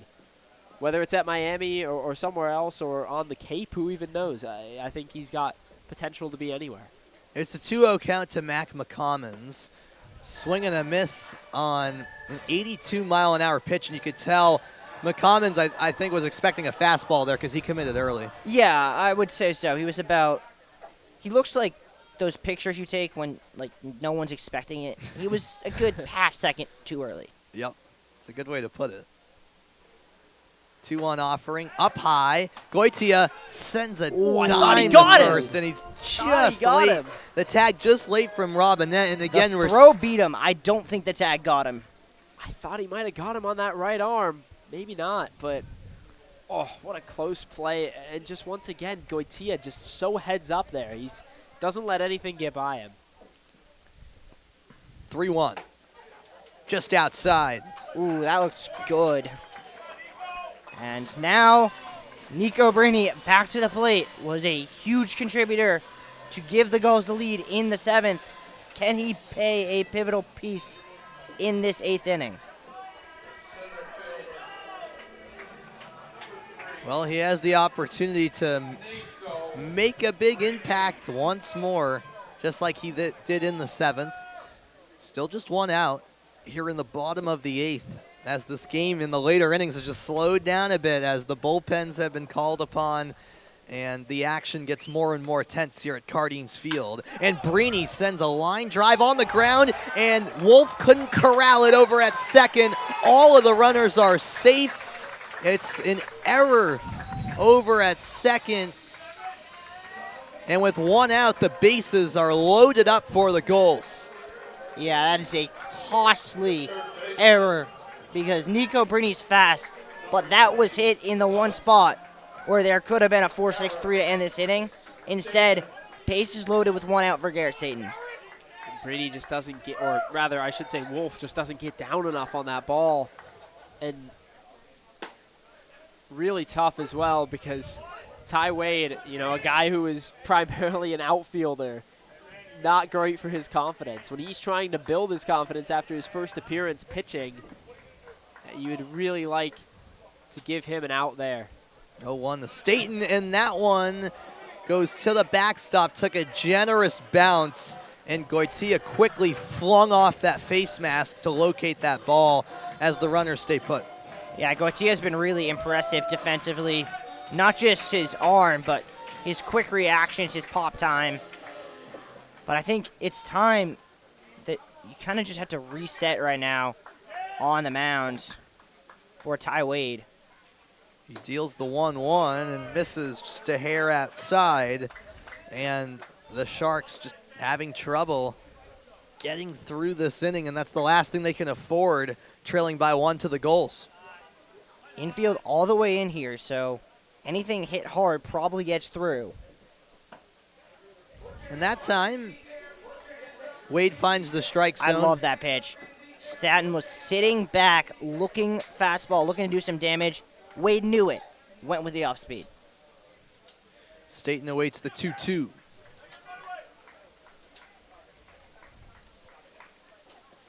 And that one in shallow dirt, and that time Goitia can't find the ball, and in the score is Matt Ossenfort as Newport has reclaimed a 2-run lead.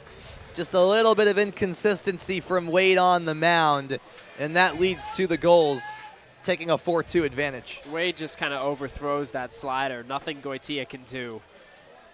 Way out in front of the plate, and then he can't find it. And actually, the runner Ossenfort held up at first and then decided to run. And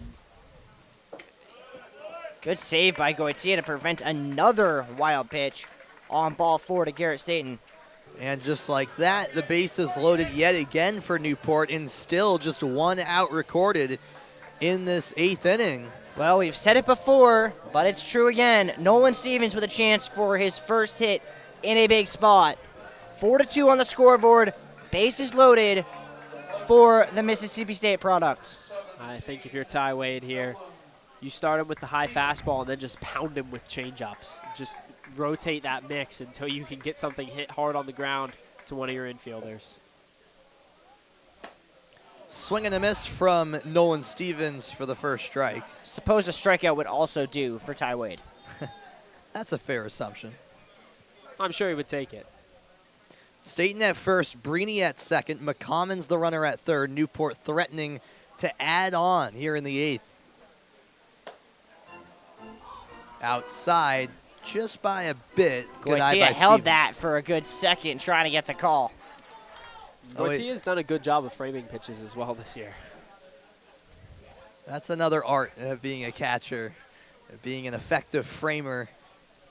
As the 1-1 is cut on and missed. Again, it's one of those swings for Stevens where he's just trying to get all of it and He's trying hasn't to do had too any much. luck. Like, I get it. You want that grand slam. It would be amazing. But right now, a bloop single is just as good. Sharks, of course, winless on the road, trying to pick up that first road win. And the Sharks winless as a whole so far. Desperate for that first win as that's in the dirt to even it up to Nolan Stevens as they play the NFL on Fox theme over the loudspeakers. I can't say that was on my bingo card tonight. No, I'm kind of wondering if someone hit the wrong button or something. It's making me think it's fall instead of Right. the summer. 2-2 here from Wade. It's a good pitch. Missed outside to Stevens, and the count now full. You cannot afford to walk Stevens with Brody Seiko on deck. And that would also walk in a run if he does throw ball 4. Pivotal pitch on the way.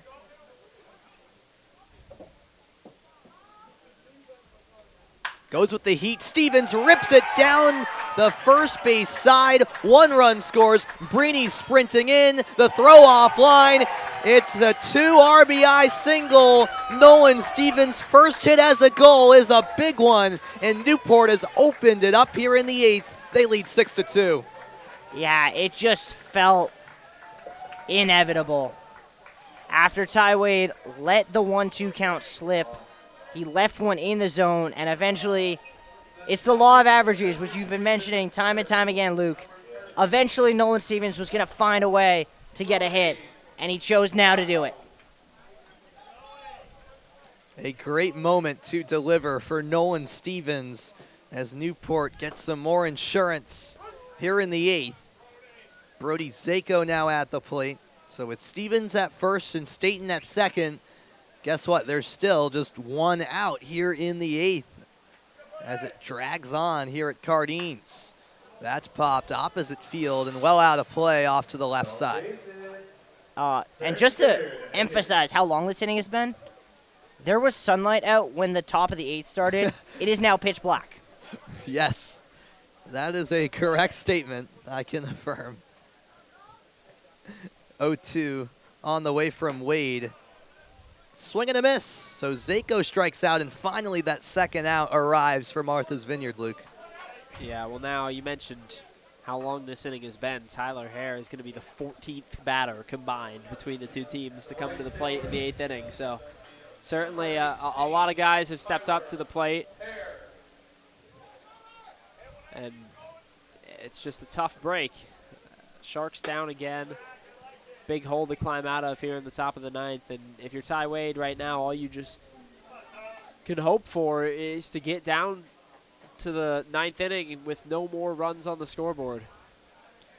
And Luke Orban on deck. He's the only batter in the lineup that hasn't stepped up to the plate here in the 8th inning.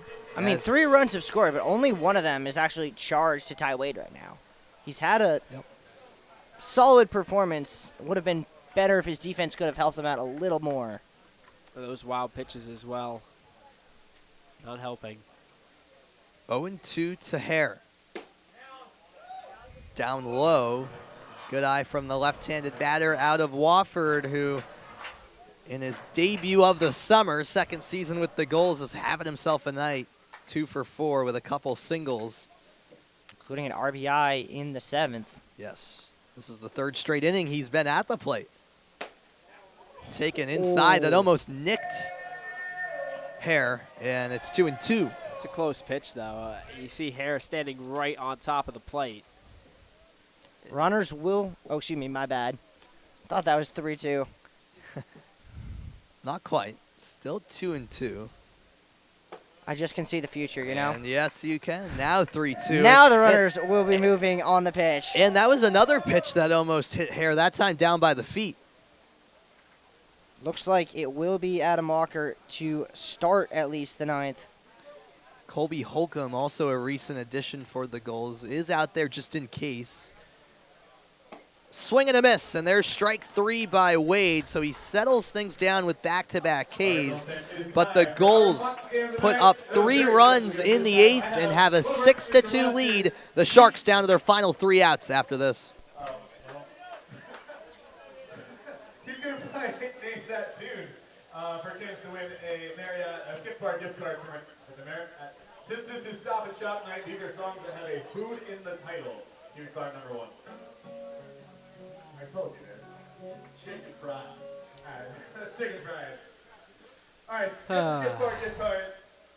Well, one for South.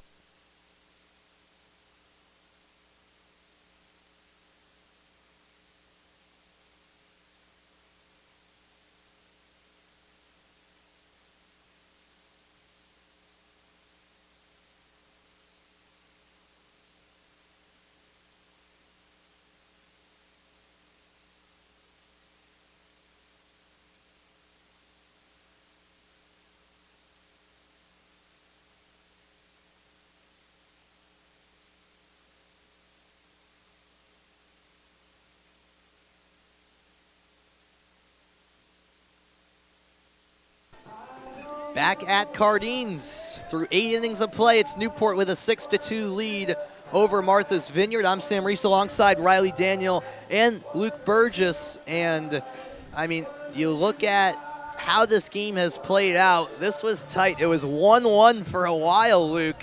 And then finally, as the teams really had to start going to their bullpens in the later innings, that's when things started to open up. The offense has started to get going, and Newport's offense certainly got going that last inning. Yeah, and you just hope now that the Sharks can match it because, as you mentioned, the bullpen has been a little bit more flaky, and it really overshadows what was an outstanding starting performance from Brendan Oliveira. 5 innings and 11 strikeouts, just the 1 run on a home run, and I mean, everyone is going to give up home runs, especially power pitchers on fastballs. But if you are the Sharks, the one positive you can look to, Will Lybrook, probably the perfect guy to get a rally going. And that performance from Oliveira seems so long ago based on what's transpired since then. Yeah, I mean, what was it, like a couple hours ago? We were talking consistently about the pitching duel between Oliveira and Cade Chatwell, and all of a sudden the offenses, once we got to the bullpens, decided it's our time to shine. 1-1 count to Will Lybrook as he faces Adam Walker. Off speed and right down the middle for strike 2. And a very different Adam Walker than we saw in the 8th. A lot more aggressive with the 4-run cushion.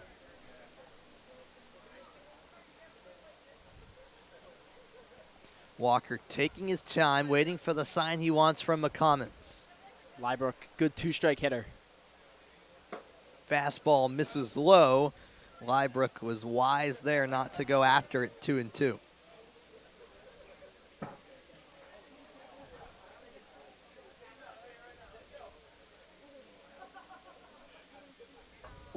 The Sharks down to their final 3 outs, looking for their first win of the season as that's fouled back. Almost hit the on-deck batter, Reese Robinette. Did get a piece of him on the shoulder, I think. Got to take cover down there. And Reese is probably about 10 feet away from us, so he's not too far away. Yeah, he got luckily off the netting. Just a grazing, yes. And that is almost a carbon copy. I think Lybrook and Robinette might have to have a conversation when they go back to the dugout, hopefully celebrating a win. But seems like Lybrook is targeting his teammate Robinette at this point. What did they say to Lybrook on the ferry over? Can't be intentional. 2-2 again. Just low. You could see McCommons was hoping to hear that strike 3 call from behind him. Yeah, he did a good job framing it, but that one wasn't.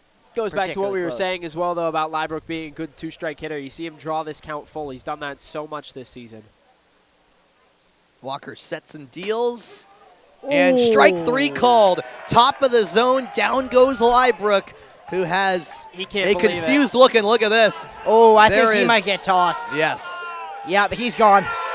The head coach of the Sharks, Ryan Miller, came barking out from the Martha's Vineyard dugout, and another umpire has to come in to settle the situation that's down.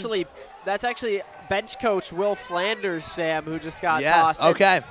You know what that is? That's pent-up frustration from the call in the top of the 8th about the catcher's interference. They kept their cool now, but on this one, which seemed pretty clearly to be ball 4. And it's such a pivotal moment as well, and the Sharks have just had so much going against them in the past few days, and it's been a tough start to this season, and Flanders understandably just so upset on a pitch that, with all due respect to the umpires, was obviously high in the zone. And It's the second straight night with an ejection for the Sharks. And now some Martha's Vineyard fans making their displeasure with that call known to the umpire here. And a sarcastic applause from those Vineyard fans as there's strike one. 0-1 the count to Robinette, and this one is dug down the line. Should be no problem, and it is no problem for Matt Austinfort. Second out of the inning. And I also have to imagine beyond just this game, Luke, that has to be frustration boiling over just with how the season has started for Martha's Vineyard. There's no doubt. When you start 0-5 and it kind of feels like everything's going against you, Sam, you look for any type of break like that, and those calls, they seem to happen so much more often when things aren't going your way. And when things are going your way offensively, that stuff is just not as big of a deal, but when you're struggling, it seems like you can't get away from it. Dimitri Diamant, the last hope for Martha's Vineyard with 2 outs. And he takes a couple of balls to begin his plate appearance.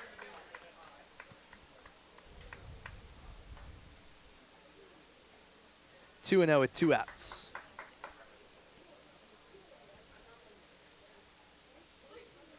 Fastball fouled straight to the backstop. Ooh, nearly. A near snag by Michael Graziano as that ball deflected off the backstop, and he nearly snagged it barehanded. That would have been nice. Good effort by the on-deck hitter. In banana ball, that'd be an out. Yes. Gotta love banana ball. 2-1. Swing and a miss, and Walker is 1 strike away. Crowd rising to their feet here at Cardines. They can sense a second home victory of the season. 2-2 pitch. Fouled. Diamant just got a piece, and so we're not done just quite yet at Cardines. Diamant not willing to go down without a fight. Closing in on 3 hours into this ball game. 2-2 again from Walker. Hit on the ground is short. Orban is there. And the throw in time. An original whiff, but he got it there in time nonetheless for the 3rd out. And for the first time this season, the Newport Gulls have won back-to-back games. And Newport is back to 500 at 3-3 on the season. They take down the Martha's Vineyard Sharks 6-2. And Riley, it's got to feel good for the Gulls. Back-to-back wins on home soil before a big road trip coming up with 3 consecutive away games. Yeah, I think we had seen the Gulls really struggle. It had been 3 losses in a row, all of which were blown leads. They finally come back, show we are the Newport Gulls. We're not some shell of our past selves. We're here. I mean, the return of Tyler Hare was pivotal tonight. Great pitching performance from Cade Chatwell. But I think it was just clutch time execution that was the difference in this game. You look at the Gulls' ability to get hits with 2 outs. Tyler Hare, Garrett Staten, Nico Brini, and the Sharks, they fought. And they fought to the very end, but they were just unable to, outside of that first inning, really string anything together. Right? I mean, 6-2 the final score as we welcome you into the broadcast booth to just put a bow on things after this Coastal Division matchup. The second of 7 meetings between Newport and Martha's Vineyard. And Luke, 6-2 the final score, but this was a tight game throughout. And unfortunately for the Sharks, as we kind of just touched on a moment ago, a really good performance on the mound from Brandon Oliveira kind of goes to waste, and that's kind of been the story for the Sharks so far. That's exactly the word that I was going to use, Sam. You really do waste that great starting pitching performance from Oliveira. He looked so good, and I think he was really, I think we could all agree, the story of this game through the first 5 innings, but I think you have to loop in slip away. Cade Chatwell into that. Oh, 100%. The pitching on both sides, fantastic, but what it comes down to, if you look after that first inning, just 1 hit for this Sharks offense and a really tough night at the yard again.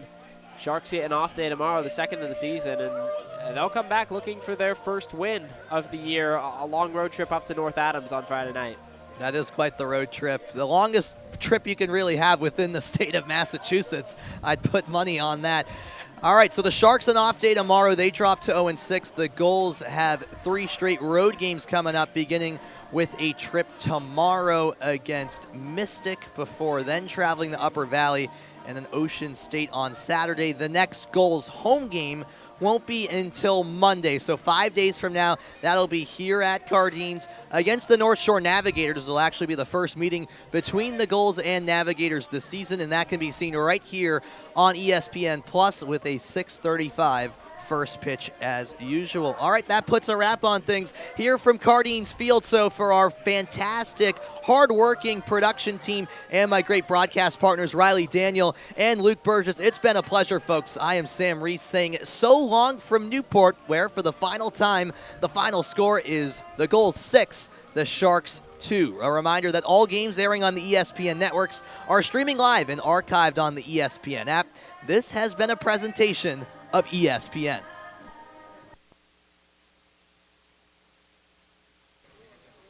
For the first time this season, the Gulls have won back-to-back games and get back to 500 after a 6-2 win over the Martha's Vineyard Sharks tonight here at Cardines Field. And look who's back. It's Tyler Hare for the Newport Gulls. And Tyler, obviously your second summer back here with Newport after a stellar summer last year and a great spring with Wofford as well. So first and foremost, how are you able to just come back and really fit in seamlessly? You had a couple of strikeouts to start, but then a big couple of singles in the late innings in this one. Yeah, it's all about getting comfortable.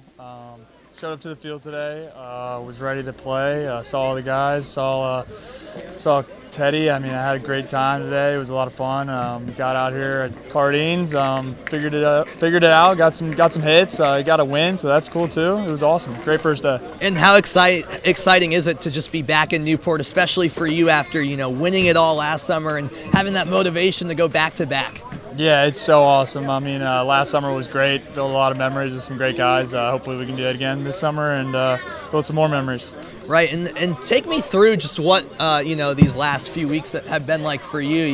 You started every single game for Wofford this past spring, leading the team in home runs. How was it, making that move from Georgia Tech to Wofford and being a consistent everyday guy who made a big impact on that team? And then how much downtime did you kind of have before coming here to Newport and getting going tonight with the Gulls?